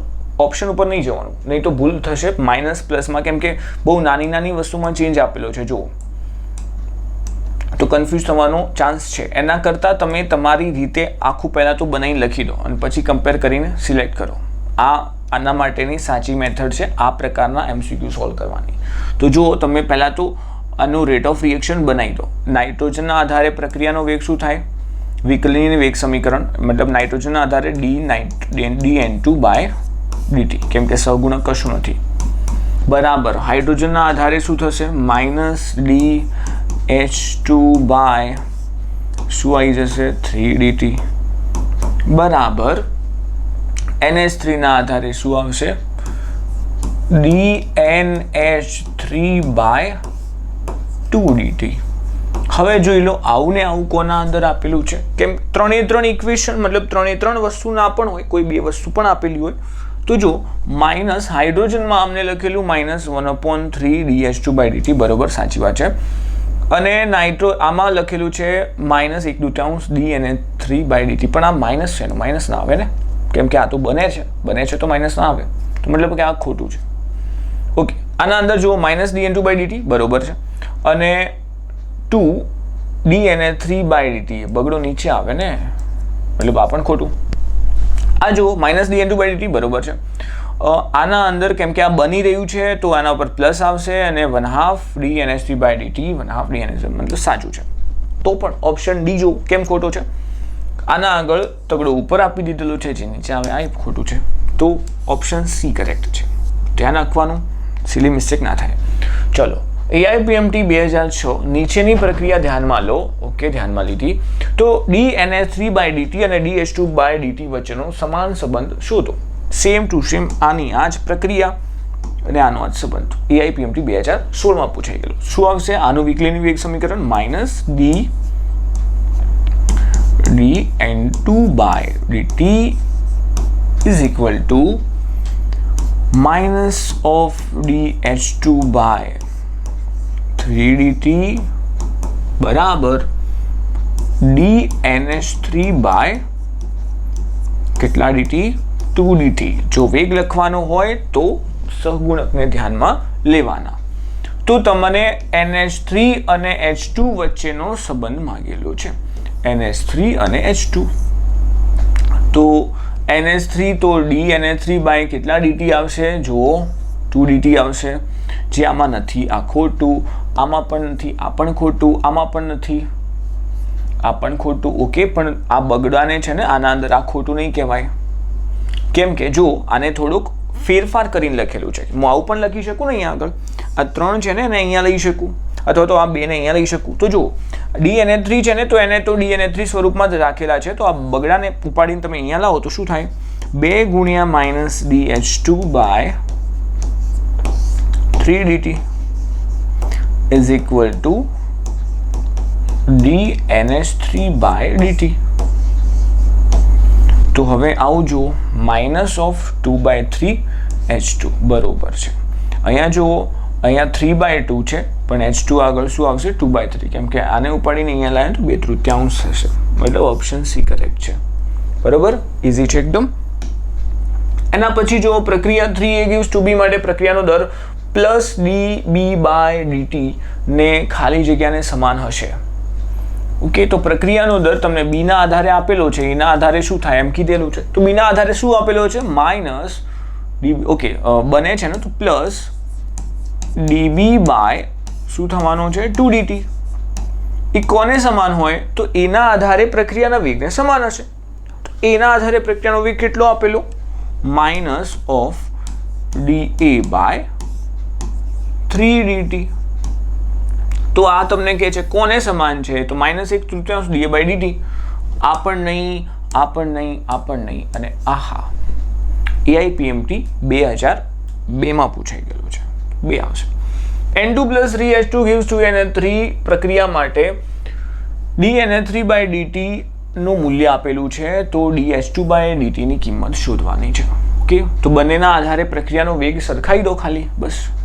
તમને એમોનિયાની વસ્તુ આપેલી છે, હાઇડ્રોજનની વસ્તુ શોધવાની છે, તો બંનેના આધારે રેટ ઓફ રિએક્શન શું થાય? -dH2/3dt બરાબર dNH3/2dt. આવડે ના તો લખતા આવે, ઘણા MCQ સોલ્વ કર્યા તમે, ઘણા દાખલા સોલ્વ કર્યા. ઓકે, તમારે શોધવાનું છે -dH2/dt. તો આ 3 ને મતલબ કે હાઇડ્રોજનનો વિઘટનનો દર તમને ઇન શોર્ટ શોધવાનું કહે છે. તમને આવું ના પણ લખેલું હોય, તમને એમ કે હાઇડ્રોજનનો વિઘટનનો દર શોધો, તો પણ તમારે સમજી જવાનું કે આ જ શોધવાનું છે. તો -dH2/dt, તો આ 3 ને છે ને ઉપાડીને ત્યાં લઈ જાઓ, તો -dH2/dt is equal to 3 ગુણ્યા શું થશે? dNH3/2dt. હવે અહીંયા જુઓ તમને શું આપેલું છે? dNH3/dt આપેલું 2 × 10⁻⁴. dNH3/dt આપેલું છે તમને 2 × 10⁻⁴. therefore -dH2/dt બરાબર 3/2 ગુણ્યા આટલી વેલ્યુ કેટલી આપેલી છે? જો તમને એમ પણ આપેલું હોય, સીધું તમને પીસી દીધેલું છે, આમ પણ આપેલું હોય કે એમોનિયાનો બનવાનો દર આટલો છે, તો તમે અહીંયા 2 ને કેલ્ક્યુલેટ નહીં કરો. તમને જે આપેલી વસ્તુ છે એ dNH3/dt જ છે. કેટલી? 2 × 10⁻⁴. 2 થી 2 કટ થઈ જાય, જવાબ આવશે 3 × 10⁻⁴, જે હાઇડ્રોજનનો વિઘટનનો દર થાય. હાઇડ્રોજનનો વિઘટનનો દર થાય કેટલો? 3 × 10⁻⁴. ઓપ્શન 4 કરેક્ટ છે. AIPMT 2009. એક પણ પ્રશ્ન એવો છે જે આપણે થિયરીમાં આપણે મતલબ જે કોઈ બહારનું વસ્તુ આવી ગયું હોય કે સમજ ના પડતી હોય કે એને આપણે સમજી ના શકતા હોય, કશું છે એવું ના. બધી વસ્તુ સેમ ટુ સેમ આપણે જે આગળ સમજ્યા, અને જો બધી પરીક્ષાઓમાં એનું એ જ રિપીટ થાય છે. ઓકે, જે પણ હોય તમારે કરવાનું છે. પ્રક્રિયા હવે જો જે મીન્સ 2014 નો પ્રશ્ન છે. 3A + 2B gives C + D માટે વિકલનીય વેગ નિયમ ખાલી જગ્યા તરીકે લખાશે. તો આપણે લખી દઈએ, પછી ઓપ્શનને મેચ કરીશું, બરાબર. તો જો એના આધારે રેટ ઓફ રિએક્શન શું થાય? -dA/dt -dA/3dt. B ના આધારે રેટ ઓફ રિએક્શન શું થવાનું છે? -dB/2dt. હવે જો આ પ્રક્રિયાઓના આધારે રેટ ઓફ રિએક્શન આપણે બીજી રીતે પણ કહી શકીએ. જો રેટ ઓફ રિએક્શન એ હવે તમને આગળ આવશે વેગ નિયમના અંદર, પણ થોડુંક આવી ગયો છે આગળનો પ્રશ્ન, સોલ્વ કરી દઈશું. રેટ ઓફ રિએક્શન તમને શું કહેવાના છો? એની સાંદ્રતાની આગળ જે સહગુણક હોય ને એટલી ઘાત, પણ હાલ આપણે અહીંયા શું કહેવાના છીએ? n ઘાત, અને બીની સાંદ્રતાની m ઘાત. આપણે રેટ ઓફ રિએક્શનને આ રીતે પણ બોલી શકવાના છીએ આગળ. હાલ સુધી આ થિયરી સમજાયેલી નથી. વેગ નિયમ નેક્સ્ટ પોઈન્ટ છે, પણ પ્રશ્ન આવી ગયેલો છે, કોઈ વાંધો નહીં. રેટ ઓફ રિએક્શનને તમે એની સાંદ્રતાની n ઘાત અને બીની સાંદ્રતાની m ઘાત કરીને પણ બોલવાના છો, અને રેટ ઓફ રિએક્શનને તમે આ વિકલનીય વેગ સમીકરણ સ્વરૂપે પણ બોલવાના છો, -dB/3dt અને -dB/2dt. ઓકે, તો તમે બસ આ બંનેને પણ સરખું કહી શકો કે ના કહી શકો? હા, તો -dA/3dt બરાબર શું આવશે? ઓકે, અહીંયા dB/dt નહીં, DC ના સંદર્ભમાં લખેલું છે, તો આપણે આને અહીંયા આગળ શું કહેવાના છીએ? dC/dt. આગળ પણ બોલવું હોય તો dD/dt પણ બોલી શકીએ છીએ, બરોબર. હવે આટલી 4 વસ્તુમાંથી આમને કેટલી વસ્તુ લીધેલી છે આપણે ઓપ્શનમાં? એ અને સી વાળી વસ્તુ. તો માઇનસ ડીએ બાય 3dt બરાબર ડીસી બાય ડીટી બરાબર કે ઇન્ટુ એની કેટલી ઘાત એન ઘાત બીની કેટલી ઘાત એમ ઘાત. કે એટલા માટે લખેલો છે કેમ કે અહીંયા ચલે છે આવે ચલે છે હટાવો તો અહીંયા કે આવશે, બસ કશું છે નહીં. તો ઓપ્શન 4 અહીંયા કરેક્ટ છે. આના પછી આપણે આગળ જઈએ. BrO3 minus plus 5Br minus 6H minus અને આપેલી પ્રક્રિયા માટે બ્રોમિનનો ઉત્પન્ન થવાનો દર બ્રોમાઇડ આયનના દૂર થવાના દર સાથે ખાલી જગ્યા સમાન. ઓકે, બ્રોમિનનો ઉત્પન્ન થવાનો દર આ રહ્યો અને બ્રોમિનનો ઉત્પન્ન થવાનો દર આ રહ્યો, મતલબ અહીંયા બ્રોમિન ઉત્પન્ન થશે અને બ્રોમાઇડ આયન દૂર થાય છે ક્યાંથી? બ્રોમાઇડ આયન આ રહ્યું. એ બંને વચ્ચેનું રિલેશન બોલો. કોઈ નહીં. આનો દૂર થવાનો દર કેટલો? માઇનસ DBr માઇનસ અપોન શું આવશે? dt દૂર થવાના સમય સાથે સરખાવાનું છે. ઉત્પન્ન થવાનો દર બ્રોમાઇડ આયનના દૂર થવાના દર સાથે ખાલી જગ્યા સંબંધ ધરાવે છે. તો તમે જુઓ, પહેલા આ બંને વસ્તુને હું સરખાવું તો શું બોલું? બ્રોમિન Br માઇનસના આધારે rate of reaction minus DBr minus upon 5dt બરાબર આના આધારે rate of reaction DBr2 by 3dt બરાબર.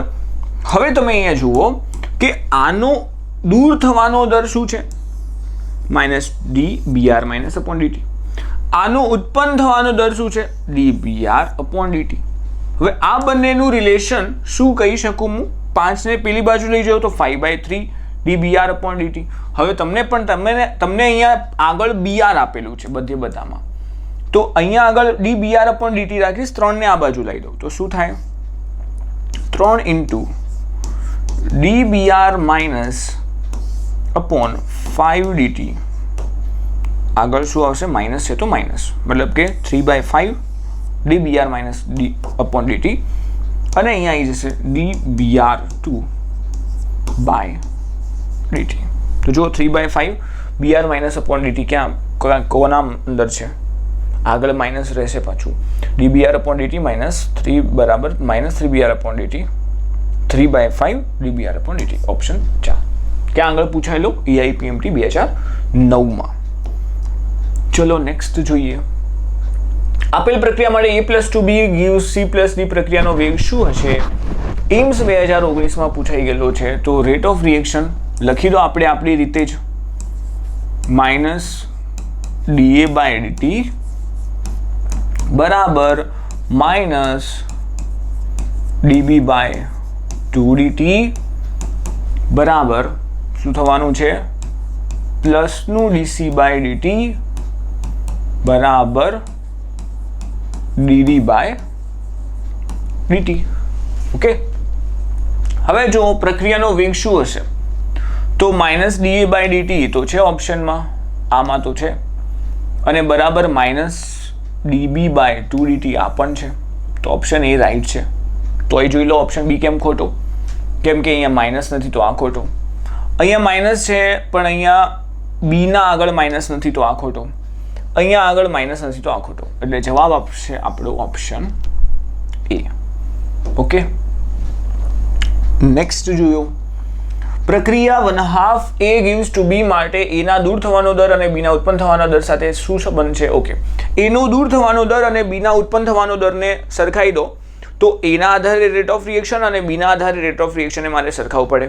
આટલી તો ખબર પડતી હોવી જોઈએ. હવે ઓકે, A ના આધારે રેટ ઓફ રિએક્શન શું થાય? રેટ ઓફ રિએક્શન બરાબર minus of DA by dt. હવે જો ત્રીજી વખત આ વસ્તુ આવે છે કે જો 1/2 છે તો આગળ હું બગડો કરીશ, ઉપર કરીશ 2, અને B ના આધારે રેટ ઓફ રિએક્શન શું થવાનું છે? DB by 2dt. તો દર એ B ના ઉત્પન્ન થવાના દર સાથે શું સંબંધ ધરાવે છે? ઓકે, તમને પહેલા DA આપેલું છે ને, તો DA આ બાજુ રાખો. તો આ જે 2 છે એને તમે અહીંયા મૂકી દો. તો માઇનસ DA બાય dt બરાબર DB બાય 2×4 dt. આવી ગયો આપણો જવાબ. DB by 4 dt minus DA by dt is equal to DB by 4 dt. Option B. Next જોઈએ કે પ્રક્રિયા H2 + I2 gives 2HI માટે વિકલનીય વેગ નિયમ શું હશે? કોઈ નહીં, એનું એ જ છે. આપણે લખી દઈએ પહેલા -dH2/dt બરાબર -dI2/dt. હવે આટલા પ્રશ્નો તમે એક જ પોઈન્ટના કરો અને આવી જ રીતે તમે બધા ચેપ્ટરો સમજો તો કશું રહે જ ના. તમને કોઈ ચેપ્ટર ઓછું ફાવે છે અથવા તો કોઈ ચેપ્ટરમાં કોઈ ડાઉટ છે, આ બધું upon 2dt. સમજી ગયા? હવે જોઈ લો, -dH2/dt બરાબર -dI2/dt બરાબર dHI/2dt. ઓપ્શન 1 સાચો છે. તો પણ બીજા બધા જોઈ લો, બીજા બધામાં અહીંયા માઇનસ નથી લખેલા એટલા માટે આ ખોટું, માઇનસ નથી લખેલા, આ ખાલી ખોટાનું માઇનસ લખી દીધેલું છે. કેમ ભાઈ? આનું વિઘટન થાય છે તો માઇનસ આવે ને, અહીંયા પ્લસ આવશે. અહીંયા આગળ ઉપર 2 લખી દીધેલું છે તો ઓપ્શન 1 આવશે. નેક્સ્ટ, પ્રક્રિયા 2A + B gives 3C + D માટેના નીચેનામાંથી કયું પ્રક્રિયા વેગ દર્શાવતું નથી? કયું રેટ ઓફ રિએક્શન નહીં દર્શાવશે? જો 16 છે ને, એના ટોટલ 20+ છે અને પાછળના જે મીન્સવાળા છે થોડાક સારા લેવલના છે, આ પણ લેવલના છે, પણ તમે એક ને એક વસ્તુ તમે સમજી જાઓ એના પછી કરો તો સહેલું લાગે પછી. ચલો જુઓ, PIPMTમાં 2006માં પૂછાઈ ગયેલો પ્રશ્ન છે. તો શું થશે? -dA/dt કયું પ્રક્રિયા વેગ દર્શાવતું નથી? ઓકે, તો અહીંયા તો ડાયરેક્ટ ખબર પડશે. -dA/2dt પ્રક્રિયા વેગ દર્શાવે છે.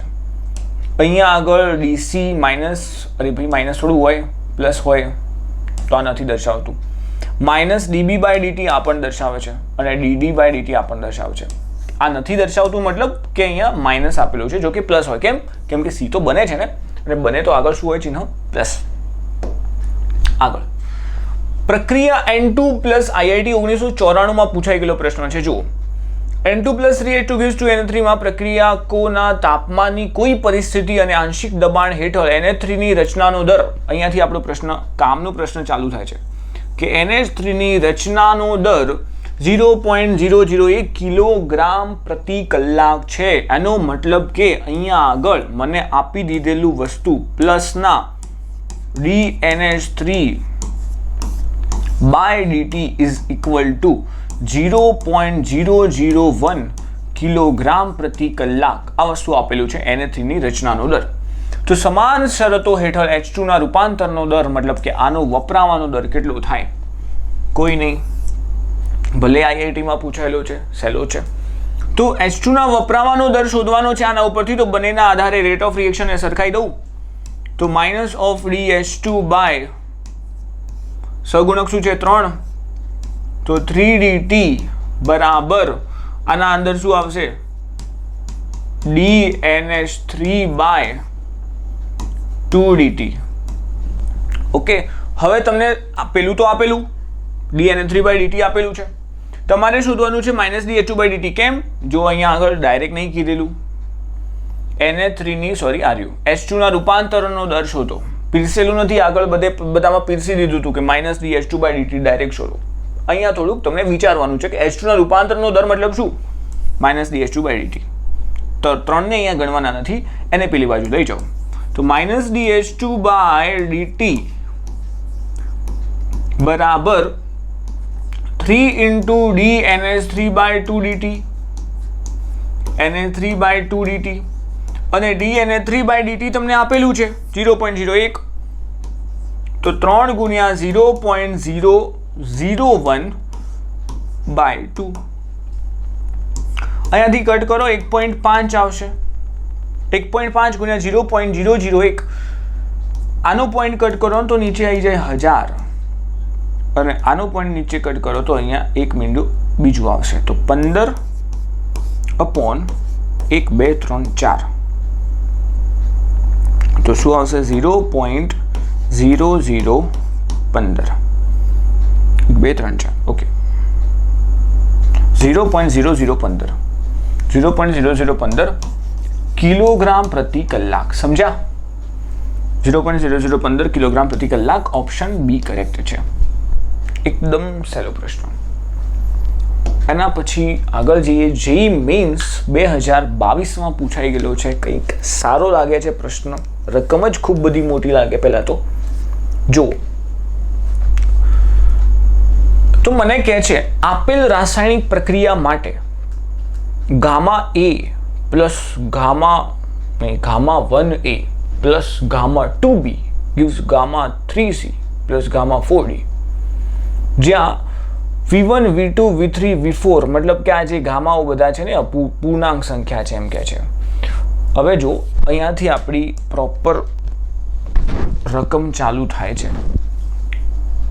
કે 10 સેકન્ડોના અંતરાલમાં, એટલે કે 10 સેકન્ડના ટાઈમ ઇન્ટરવલમાં સીની સાંદ્રતા 10 મિલીમોલ પર ડેસીમીટર ક્યુબમાંથી 20 મિલીમોલ પર ડેસીમીટર ક્યુબમાં ફેરફાર થાય છે. ઓકે, તો આના ઉપરથી આના અંદર આ જે ઇક્વેશન છે ને એને થોડુંક હાઇલાઇટ કરી દઉં. એના અંદર તમને આ સીની જે વસ્તુ છે ને એ આપી દીધી છે અહીંયા આગળ. શું સીનો બનવાનો દર અહીંયા કહે છે, જો 10 સેકન્ડના અંતરાલમાં, ધ્યાનથી જોજો, 10 સેકન્ડના અંતરાલમાં સીની સાંદ્રતા 10 મિલીમોલ પર ડેસીમીટર ક્યુબમાંથી 20 મિલીમોલ પર ડેસીમીટર ક્યુબમાં ફેરફાર થાય છે.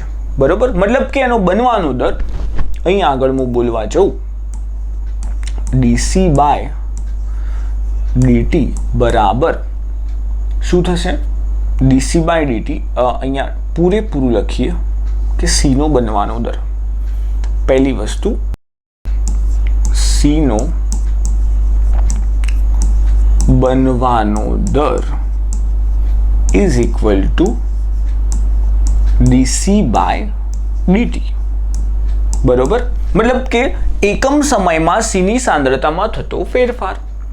એકમ સમય કેટલો? 10 સેકન્ડ. ફેરફાર કેટલો? 10 માંથી 20 થાય છે તો 10 કટ કેટલી આવશે? સીનો બનવાનો દર કેટલો થશે?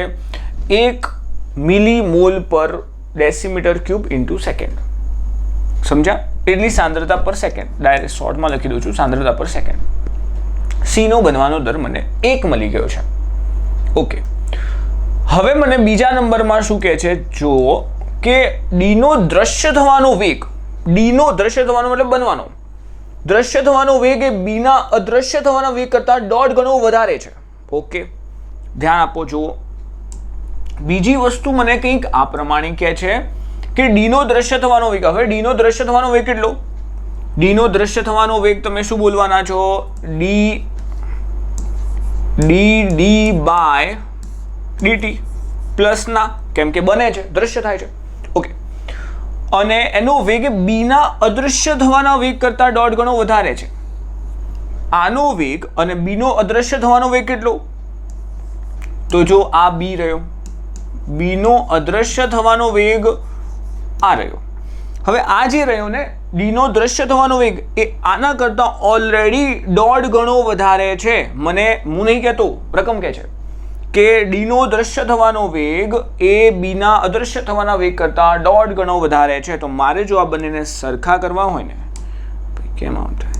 સરખા કરવા હોય તો આને આ 1.5 ગણો આનાથી વધારે છે, તો સરખા કરવા હોય તો આને 1.5 વડે ગુણવા પડે, મતલબ કે 3/2.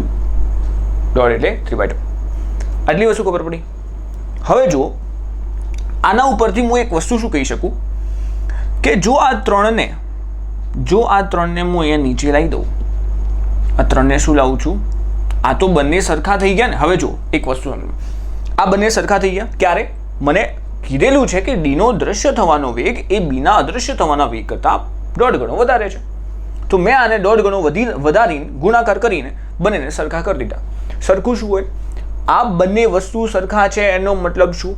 સરખું શું હોય? Rate of reaction. હવે જુઓ, તો આ ત્રણને હું ઉપાડીને આના નીચે લાવી દઉં. નવા લાયા ને ત્રણને ઉપાડીને આના નીચે લાવું છું.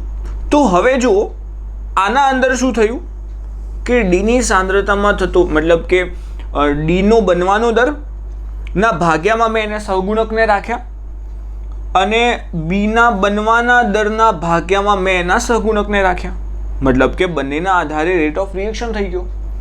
ડીનો રેટ ઓફ રિએક્શન, બીનો રેટ ઓફ ડીના આધારે રેટ ઓફ રિએક્શન, બીના આધારે રેટ ઓફ રિએક્શન, બને સરખું. સમજી ગયા? મને કીધું તું કે ડીનો બનવાનો દર એ બીના બનવાના દર કરતાં 1.5 ગણો વધારે છે, તો મેં આને 1.5 વડે ગુણીને બંનેને સરખાઈ દીધા. પછી આ 3ને નીચે લાવ્યો, તો આ બંને મતલબ કે બંનેને સરખાઈ દીધા, મતલબ બંને સરખા થયા, મતલબ રેટ ઓફ રિએક્શન જ સરખું હોય ને. તો હવે ડીના આધારે રેટ ઓફ રિએક્શન મારે બોલવું હોય તો આને 3ને હું નીચે લાઈને બોલી શકું કે આનો વિઘટનનો આનો બનવાનો દર ભાગ્યા એનું શું આવશે? સહગુણક. મતલબ આ 3 શું છે? ઇન શોર્ટ મારે કહેવાનો મતલબ મારો એ છે કે આનો 3 અને આનો 2 શું છે? સહગુણકો. આમના એ શું છે? આમના સહગુણકો. ના સમજાયું હોત ફરીથી પાછળ રિવાઇન્ડ કરીને જોઈ લો કે આ 3 અને આ 2 આજે ઇનડાયરેક્ટલી મને આટલું બધું વસ્તુ કીધેલું છે ને, એના આધારે હું એક વસ્તુ લાવ્યો કે આ બીના અને આ ડીના સહગુણકો છે. મતલબ કે જુઓ, આ જે ડીનો સહગુણક કેટલો? 3. આ ગામા 4 3 છે અને આ જે ગામા 2 છે ને એ 2 છે. સમજી ગયા આટલું વસ્તુ? સમજાય છો? મારે ફરીથી બોલવાની જરૂર નહીં, કેમ કે ટાઈમ જશે, તમે ફરીથી રિવાઇન્ડ કરીને જોઈ શકો છો. ચલો હવે આગળ શું કહે છે? એ એના અદ્રશ્ય થવાના વેગ કરતાં બમણો છે. મતલબ કે બીનું અહીંયા ને એના અદ્રશ્ય થવાના બીનો મતલબ શું છે કે જે બીનો અદ્રશ્ય થવાનો વેગ છે ને એ એના અદ્રશ્ય થવાના વેગ કરતાં શું છે? બમણો છે. તો હવે જુઓ, બીનો અદ્રશ્ય થવાનો વેગ શું? dB/dt માઇનસના, અને એનો અદ્રશ્ય થવાનો વેગ કેટલો? dA/dt શેના? માઇનસના. શું કહે છે? હવે જો, બીનો અદ્રશ્ય થવાનો વેગ એના અદ્રશ્ય થવાના વેગ કરતા બમણો છે. આ ડબલ છે આના કરતા ઓલરેડી. તો હું આને શું કરી દઈશ? ડબલ કરી દઈશ, એટલે કે ગુણ્યા 2 કરી દઉં, ત્યારે સરખા થઈ જાય. આ માઇનસ થોડુંક આગળ લખી દઈશું. આના કરતાં ડબલ છે તો આને ડબલ કરીને પછી સરખા કર્યા. ઓકે, હવે જુઓ, એના અદ્રશ્ય થવાનો વેગ કરતાં બમણો છે. તો હવે મારે અહીંયા આ 2ને ક્યાં આગળ લાવી દઉં? અહીંયા નીચે લાવી દઉં, કેમ કે બંને સરખા થઈ ગયા. બંને સરખા થઈ ગયા એનો મતલબ શું? સરખું તો શું હોય? Rate of reaction. બીના આધારે રેટ ઓફ રિએક્શન ને એના આધારે રેટ ઓફ રિએક્શન સરખું હોય. તો આ કેટલો હશે રેટ ઓફ રિએક્શન? તો આના નીચે સહગુણકમાં શું હશે? આ બગડો અહીંયા નીચે લાવી દો, આના નીચે શું આવશે? 1 જ. તો આનો વિઘટનનો દર ભાગ્યા એનો સહગુણક, એટલે આના આધારે રેટ ઓફ રિએક્શન થઈ જાય. મતલબ કે મને અહીંયા આગળ આનો સહગુણક અને આનો સહગુણક પણ મળી ગયો. બીનો સહગુણક શું આવશે? 2. એ તો ઓલરેડી મળ્યો જ, તો ફરીથી મળ્યો, કોઈ વાંધો નહીં, 2 છે. અને એનો સહગુણક કેટલો મળ્યો છે આપણને? 1. મતલબ આ કેટલો છે? 1. બરોબર. હવે વાત રહી સીના સહગુણકની. હવે જુઓ, મને પછી શું કહે છે? પ્રાયોગિક રીતે ડીના અદ્રશ્ય થવાનો વેગ 9 મિલીમોલ પ્રતિ ડેસીમીટર ક્યુબ ઇન્ટુ સેકન્ડ છે. ડીના અદ્રશ્ય થવાનો વેગ મતલબ આ તમને આપી દીધેલું છે, dD/dt બરાબર કેટલું આપેલું છે? 9 મિલીમોલ ડેસીમીટર ક્યુબ એકમ છે. તો એ આપી દીધેલું. તો હવે મારે સીના સહગુણકને શોધવો હોય તો હું આના પરથી આ 2 વસ્તુનો ઉપયોગ કરવાનો છે. સીનો બનવાનો દર મને આપેલો કેટલો? 1.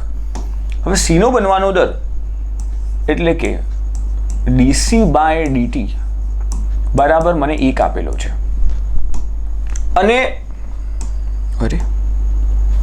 અને ડીનો બનવાનો દર કેટલો આપેલો છે? 9. ડીનો બનવાનો દર કેટલો છે? 9.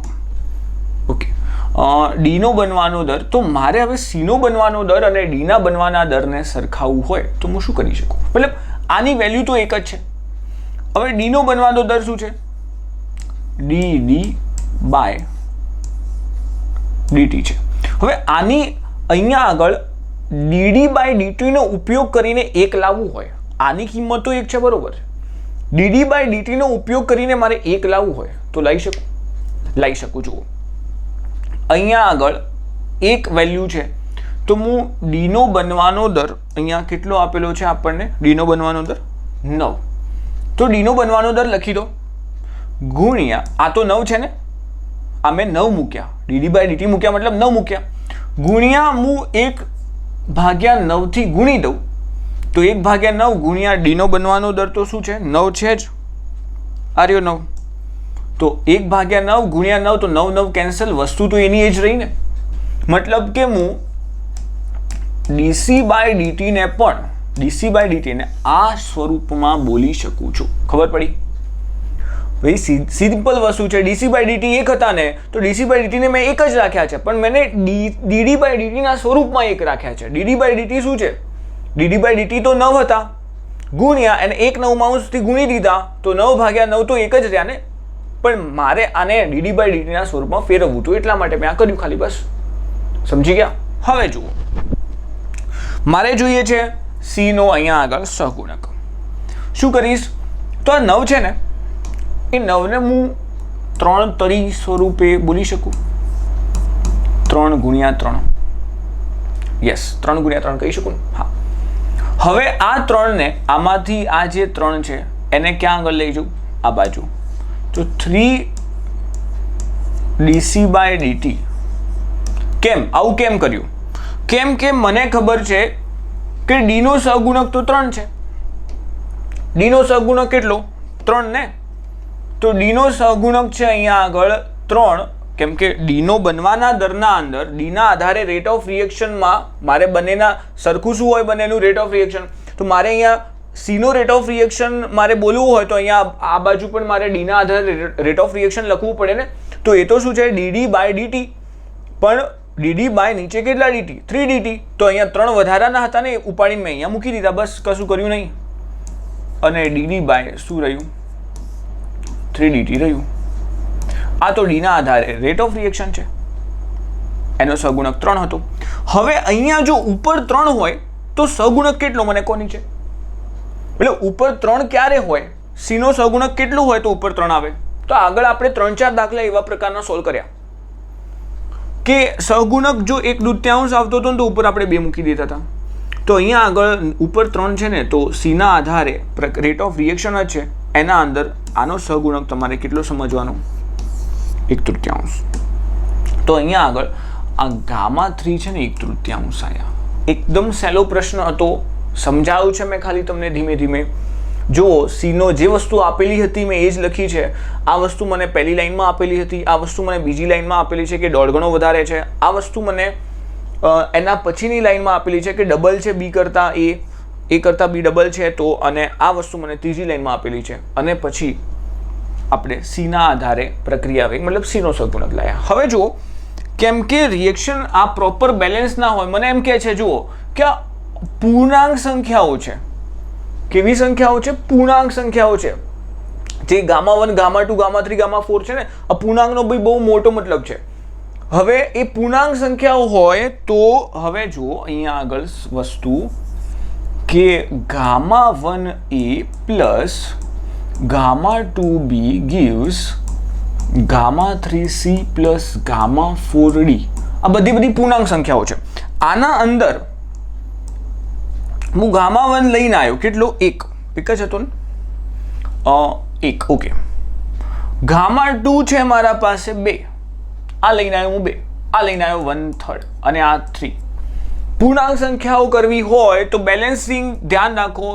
અહીંયા આગળ 3 વડે ગુણી દેશો ને, 3 ને 3 વડે ગુણી દો તો આને 1 ગુણ્યા 3 એટલે 3 થઈ જાય, આ 6 થઈ જાય. 3 ગુણ્યા 1/3 એટલે 3 કટ 1 થઈ જશે અને આના 9 થઈ જશે.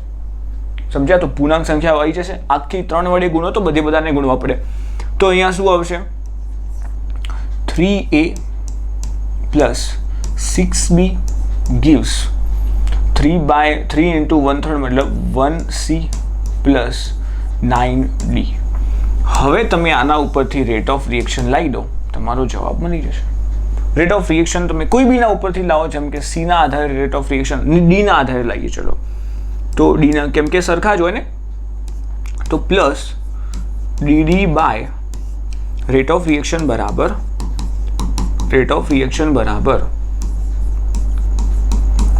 dd બાય dt અપોન શું આવશે? 9dt. હવે dd બાય d તો કેટલા છે તમને આપેલું છે. જો શું d ના દ્રશ્ય થવાનો વેગ 9 મિલીમોલ પર ડેસીમીટર ક્યુબ છે. તો 9/9 જવાબ આવશે 1. રેટ ઓફ રિએક્શન કોઈ બીના આધારે 1 જ આવશે. જો આના આધારે 1 આવશે, આના આધારે 1. અને અહીંયા આગળ આપણો જવાબ રહી શકે સી. બરોબર, જોઈ શકો છો તમે પ્રશ્ન સહેલો છે એકદમ. જો આવડતું હોય, પરીક્ષામાં તમે બેઠેલા હોય, આવડતું હોય, મારે પરીક્ષામાં ગણવાનું તો આટલી વાર થાય નહીં, તમે પણ પરીક્ષામાં બેઠા હોય, આવડતું હોય તો આટલી વાર ના થાય, ખાલી સમજાવવા માટે.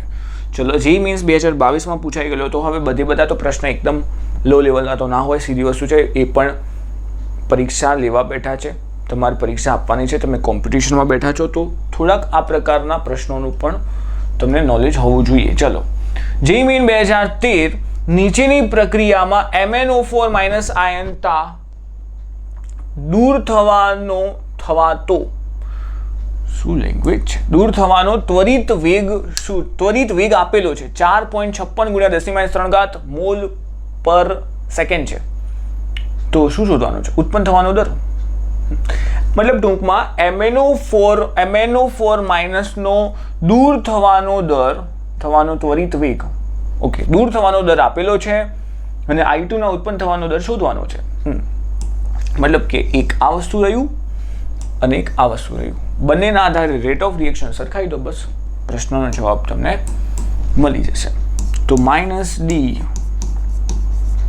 MnO4 અપોન કેટલા dt 2 dt બરાબર I2 ના આધારે રેટ ઓફ રિએક્શન શું આવશે? di2/5 dt. ઓકે, આપ તમને આપેલું છે MnO4 - આયનના દૂર થવાનો વેગ, આ તો તમને આપેલો છે, આપેલું 4.56 × 10⁻³ ભાગ્યા 2. તમારે શું શોધવાનું છે? I2 ના ઉત્પન્ન થવાનો દર. મતલબ તમારે શોધવાનું તો આટલી જ વસ્તુ છે. તો આ 5 ને અહીંયા ગુણી દો, તો 5 ને અહીંયા ગુણી દેશો તો શું આવશે? di2/dt. અહીંયા કટ કરો તો 2.28 આવી જાય, તો જવાબ આવશે di2/dt બરાબર 0, 10 ને 14, 4 અને 1, 11 પોઈન્ટ ગુણ્યા 10⁻³ તો 1.14 ગુણ્યા 10⁻². 10⁻² મોલ પર સેકન્ડ તો આપી દીધેલો છે, સોરી 1.14 તમને અહીંયા આગળ આપેલો છે. સમજી ગયા? તો જવાબ આવશે આપણો શું આવશે? ઓપ્શન બી, જે મેઇન 2013. જે મેઇન 2024માં આ પૂછાઈ ગયેલો ક્યાં આગળ? જે મેઇન 2013માં. હવે આવશે કંઈક છે 2024માં જ, ગઈ સાલ જ પૂછાઈ ગયેલો પ્રશ્ન 2024માં. 2N2O5 = 4NO2 + ઓલું સમીકરણ વડે CCl4માં, ધ્યાન આપજો, CCl4માં N2O5 ની વિઘટન થઈને પ્રક્રિયા માટે જરૂરી NO2 ઉત્પન્ન થાય છે. ટૂંકમાં N2O5 નું વિઘટન થઈને NO2 બને છે એમ કીધેલું. N2O5 ની પ્રારંભિક સાંદ્રતા 3 મોલ પર લિટર અને તેની 30 મિનિટ પછીની સાંદ્રતા 2.75 છે. ઓકે, તો NO2 નો બનવાનો વેગ, N2O5 ની પ્રારંભિક સાંદ્રતા અને 30 મિનિટ પછીની સાંદ્રતા આપેલી છે, તો NO2 નો બનવાનો વેગ એ કેટલો થાય? ઓકે, તમને ટૂંકમાં બંને વસ્તુના સાંકળતી વસ્તુ શોધવાની છે, તો બસ બંનેના આધારે રેટ ઓફ રિએક્શન સરખાઈ દો, જવાબ તમને મળી જશે. ચલો, NO2 ના આધારે રેટ ઓફ રિએક્શન શું થાય? Rate of reaction -D N2O5 ના આધારે અપોન 2 dt. ઓકે, બરાબર NO2 ના આધારે રેટ ઓફ રિએક્શન શું થવાનું છે? dNO2/4 dt. ઓકે, તો હવે તમને આપેલું છે કેટલી વસ્તુ, તમારે શોધવાનું છે શું? જો એના ઉપર ફોકસ કરો. NO2 ના બનવાનો દર કેટલો થાય? NO2 ના બનવાનો દર મતલબ કે મને આટલું વસ્તુ શોધવાનું કહે છે, તો આ 4 ને પકડીને આ બાજુ દઈ દો, તો -4 ગુણ્યા શું રહેશે અહીંયા? dN2O5 બાય 2 dt બરાબર dNO2 બાય dt રહેશે. 2 દુ 4 તો કટ કરી દેશો. હવે N2O5 બાય dt કેટલો છે? N2O5 ના વિઘટનનો દર એ તમને આપેલું જુઓ 3 મોલ પ્રતિ લિટર થી લઈને 30 મિનિટમાં 2.75 મોલ પ્રતિ લિટર થાય છે. તો એને હું અહીંયા અલગથી શોધી દઉં છું. શું અલગથી શોધું છું? અલગથી અહીંયા આગળ શોધો. જો કેટલાથી કેટલા બને છે? 3 થી 30 મિનિટમાં 2.75. તો જે N2O5 છે ને એનું વિઘટન થાય છે શેમાં? 4NO2 અને O2 માં. 4 NO2 માં પ્લસ O2 માં. અને આ જે દરથી આનું વિઘટન થાય છે ને એ વિઘટનનો દર મને આપી દીધેલો છે. કેટલો? 30 મિનિટમાં વિઘટન થાય છે. અને કેટલાથી કેટલું બને છે? મને કહે છે કે 3 થી 2.75 થાય છે. એની સાંદ્રતા 3 થી 2.75 થાય છે. તો વિઘટન શું આવી જશે? d N2O5 by dt. આનો વિઘટનનો દર બરાબર. તો પછીની સાંદ્રતા કેટલી? 2.75 માઇનસ વિઘટન થાય છે તો આગળ માઇનસ રહેશે. તો 2.75 માઇનસ 3 ભાગ્યા શું આવશે? મિનિટ કેટલા? 30. જો તમારે જવાબ મિનિટમાં જ લાવવાનો છે એટલે મિનિટ જ રાખશો. તો કેટલું આવી જશે આપણા પાસે? 2.75 માઇનસ 3.25. પણ કેવા? માઇનસના, એટલે પ્લસ 0.25 ભાગ્યા શું રહેશે? કેમ? આનો જવાબ માઇનસ 0.25 આવ્યો ને, આગળ માઇનસ છે તો 0.25 ભાગ્યા શું આવશે? 30 ડિવાઈડ બાય 30 એટલે 0.0083 શું આવે? 0.0083. ઓકે. તો આનો જવાબ જે આવ્યો ને આ dN2, જો આ જ લાયા ને આપણે ભાઈ, જો શું લાયા છો તમે? dN2O5 by dt 0.0083. ડાયરેક્ટ પણ તમે મૂકી શકો 0.25 ભાગ્યા 30. અહીંયા આગળ શું મૂકી શકો? 2 ગુણ્યા 0.25 ભાગ્યા 30 પણ મૂકવાની જરૂર નથી. અહીંયા 0.00 શું છે? 83 ને, તો અહીંયા લખી દો 0.0083 બરાબર શું આવશે? dNO2 by dt. હવે ઘણો કેલ્ક્યુલેશન કરો અહીંયા, કેમ કે આ તો શેમાં છે જવાબ? તમને પ્લસમાં આવ્યો ને? હા, તો હવે આ માઇનસ નહીં હોય. આ માઇનસ નહીં હોય. આ માઇનસ શેનું હતું? આના વિઘટનનું હતું ને. અને વિઘટનનો તો આપણે દર પ્રોપર લાવી દીધો. વિઘટનનો દર પ્લસમાં આવી ગયો. ઓકે, એટલે માઇનસ નહીં હોય. ચલો તો થેન્ક યુ.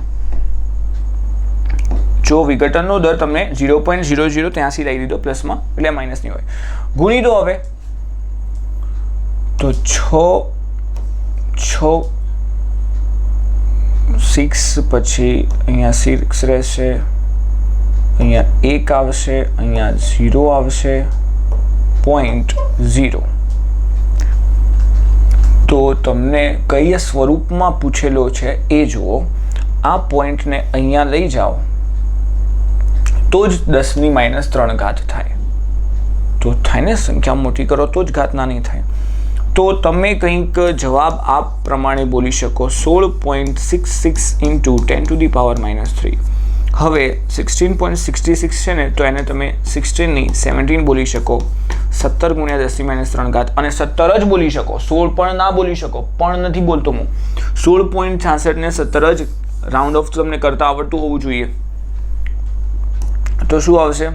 17 × 10⁻³ આપણો આન્સર આવશે ઓપ્શન બી 17. કશું નહોતું, એકદમ ઇઝી હતું. તમને N2O5 ના ઉપરથી NO2 ના બનવાનો દર શોધવાનો હતો. NO2 ના બનવાનો દર શોધવાનો હતો. આપણે જેમ આગળ દાખલા ગણ્યા એ જ પ્રમાણેનું છે, પણ આ તમને ડાયરેક્ટ નથી આપી લીધેલું. તમને એમ કહે છે કે 3 મોલથી 2.75 મોલ થાય છે 30 મિનિટમાં. 3 માંથી 2.75 મોલ મતલબ શું? 0.25 મોલ ઓછા થાય છે 30 મિનિટમાં. 0.25 ભાગ્યા 30 કરો અને આનો વિઘટનનો દર લાવો, એ મૂકો અને પછી પેલાનો સર્જનનો દર લાવશો.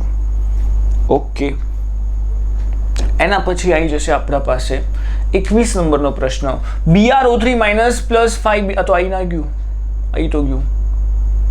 ઓકે, કોઈ નહીં, ફરીથી જોઈ લો. પ્રક્રિયા માટે બ્રોમિનનો ઉત્પન્ન થવાનો દર અને બ્રોમાઇડ આયનના દૂર થવાના દર સાથે સંબંધ ધરાવે છે. બ્રોમિનનો ઉત્પન્ન થવાનો દર અને બ્રોમાઇડ આયનના દૂર થવાનો દર. તો બ્રોમિનનો ઉત્પન્ન થવાનો દર શું આવશે? બ્રોમિનનો ઉત્પન્ન થવાનો, પહેલા તો બંનેના આધારે રેટ ઓફ રિએક્શન શું થાય? Minus DBr minus upon dt. કેટલા dt? 5 dt બરાબર Br2 ના આધારે રેટ ઓફ રિએક્શન શું થાય? DBr2 બાય કેટલા dt? 3 dt. તમને Br આગળ છે ને, તો આને આગળ રાખો, આને આ બાજુ લઈ જાઓ. તો 3 માઇનસ 3/5 DBr અપોન dt કોના બરાબર? DBr2 અપોન dt ના બરાબર. સરખાઈ લેજો, આપણે આગળ ઘણી ડિટેલો છે પ્રશ્નો. એના પછી છે જી મેઇન 2014માં પૂછાઈ ગયેલો, સંપર્ક પદ્ધતિ દ્વારા સલ્ફર ડાયોક્સાઇડના સર્જનની પ્રક્રિયા આપેલી છે. DO2 બાય dt આપેલો હોય તો તરીકે માપવામાં આવે તો SO2 ની સાંદ્રતાના સંદર્ભમાં પ્રક્રિયાનો વેગ શું થશે? ઓકે, જો તમે એક વસ્તુ સમજો, તમને શું આપેલું છે? DO2 બાય dt આપેલું છે. કેટલું? 2.5 માઇનસના 2.5 ગુણ્યા 10⁻⁴. આ તમને આપેલું. અને તમને શોધવાનું કહે છે શું? SO2 ની સાંદ્રતાના સંદર્ભમાં પ્રક્રિયાનો વેગ. તો પ્રક્રિયાનો વેગ તમે ઓક્સિજનના સંદર્ભમાં બોલો કે SO2 ના સંદર્ભમાં બોલો, કેવો થવાનું છે? સમાન થશે. તો અહીંયા પ્રક્રિયાનો વેગ શું થવાનો છે? ઓક્સિજનના સંદર્ભમાં પ્રક્રિયાનો વેગ કેટલો બોલો તો? ઓક્સિજનની સાંદ્રતા શું છે? ઓક્સિજનનો સહગુણક શું છે? 1 જ. તો સહગુણક 1 હોય તો એનો વિઘટનનો દર અને રેટ ઓફ રિએક્શન સરખું થાય. તો રેટ ઓફ રિએક્શન કેટલો? -2.5 ગુણ્યા 10⁻⁴. તો SO2 ના સંદર્ભમાં પણ રેટ ઓફ રિએક્શન કેટલો થવાનો છે? એટલો થશે, -2.50 ગુણ્યા 10⁻⁴ જ થાય.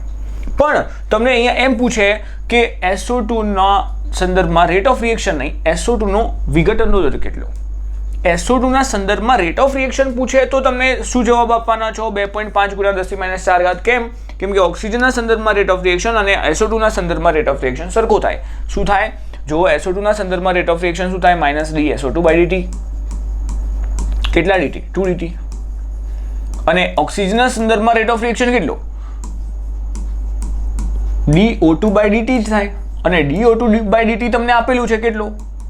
-2.5 ગુણ્યા 10⁻⁻ કેટલી ઘાત? તો એ તો હોય -SO2 બાય 2 dt બરાબર કેટલું છે? એ જ. મતલબ કે SO2 ના સંદર્ભમાં રેટ ઓફ રિએક્શન કેટલો આવશે? -2.5 ગુણ્યા 10⁻⁴. પણ તમને અહીંયા એમ પૂછે કે SO2 નો બનવાનો દર બને છે? ના, વિઘટન થાય છે. SO2 ના વિઘટનનો દર કેટલો? તો તમારે અહીંયાથી 2 ને પેલી બાજુ લઈ જવા પડે. તો અપોન dt જ રાખવું પડે અને 2 ને તમે પેલી સાઈડ લઈ જાઓ તો શું આવશે? 2 ગુણ્યા DO2 બાય dt એટલે 2 ગુણ્યા 2.5 ગુણ્યા 10⁻⁴. ત્યારે જવાબ -5 ગુણ્યા 10⁻⁴ આવશે. પણ એ શેનો હશે? SO2 નો વિઘટનનો દર. આ તમને આનો જવાબ કંઈક આ રીતે મળે. પણ એ વિઘટનનો દર હોય. તમને અહીંયા પ્રક્રિયા વેગ પૂછેલો છે તો એ તો એટલો ને એટલો જ હશે. કેમ? તમે O2 ના આધારે પ્રક્રિયાનો વેગ બોલો, SO2 ના આધારે પ્રક્રિયાનો વેગ બોલો કે બીજું કંઈ હોય, શું છે, SO3 ના આધારે રેટ ઓફ રિએક્શન બોલો, સેમ જ થાય. તો અહીંયા પૂરા થઈ ગયા 22 પ્રશ્નો. તો 20 થી વધારે તમે PYQ જોયા છે. પોઈન્ટ કયો સમજ્યા છો? રેટ ઓફ રિએક્શન, બનવાનો દર, વિઘટન અને પ્રક્રિયાનો વેગ. તો આના ઉપરથી હું હવે એમ બોલી શકું કે તમને એકદમ 100% બધું પૂરું કરાવી દીધું છે. બનવાનો દર, વિઘટનનો દર અને રેટ ઓફ રિએક્શન. કેમ કે 22 જેટલા પણ પ્રશ્નો PYQs પ્રીવિયસ એક્ઝામ્સમાં પૂછાઈ ગયેલા છે, બધા મેં તમને કરાવી દીધા. તો સોલ્વ કરજો, પ્રેક્ટિસ કરજો, જાતે સોલ્વ કરજો. અહીંયાથી તો પણ જોયા જ હશે, જાતે સોલ્વ કરી દેજો. હવે કોઈ MCQ બુકમાં આનાથી બીજી મેથડનો કોઈ પ્રશ્ન તમને જોવા નહીં મળે આ પોઈન્ટને અનુલક્ષીને. એવી રીતે તમે જો પૂરેપૂરું ચેપ્ટર જુઓ છો, બધા વિડીયોઝ, તો કોઈ બુકમાં કે કોઈ ટેસ્ટમાં કે કોઈ એક્ઝામમાં આના બારની મેથડનો પ્રશ્ન તમને જોવા મળશે નહીં. બરાબર, તો ચાલો રાખો ભણવાનું. મેં કરાય એના પછી પણ તમારે ફરીથી એકવાર એના એ જ પ્રશ્નો, કેમ કે PYQ છે અને નેક્સ્ટ એક્ઝામમાં એવા જ સિમિલર ટાઈપના જ પ્રશ્નો તમને પૂછાવાના છે. બરાબર, ખાલી ખોટી ભાગમભાગ MCQ બુક કરું, હું આ MCQ બુક કરું, હું આ કરું, તે કરું નહીં. જે તમને અહીંયા આગળ હું તમને આપું છું જે પ્રશ્નો, એના અરાઉન્ડ જ તમને પરીક્ષામાં આવશે. ઓકે, મળીએ નેક્સ્ટ વિડીયોમાં અને નેક્સ્ટ પોઈન્ટમાં. ઓકે, અહીંયા આગળ બીજી એક વસ્તુ કરવાનું, આપણું વાયુમય પ્રક્રિયાઓના આધારે રેટ ઓફ રિએક્શન સમજવાનું હતું, પણ હવે એ સમજાવીશ તો થોડુંક લોંગ થઈ જશે વિડીયો, એટલા માટે હવે એ નેક્સ્ટ વિડીયોમાં જ લઈ લઈશું, અથવા તો એનો એક સેપરેટ પોઈન્ટ લઈ લઈશું. ઓકે, ચલો મળીએ નેક્સ્ટ વિડીયોમાં. Thank you.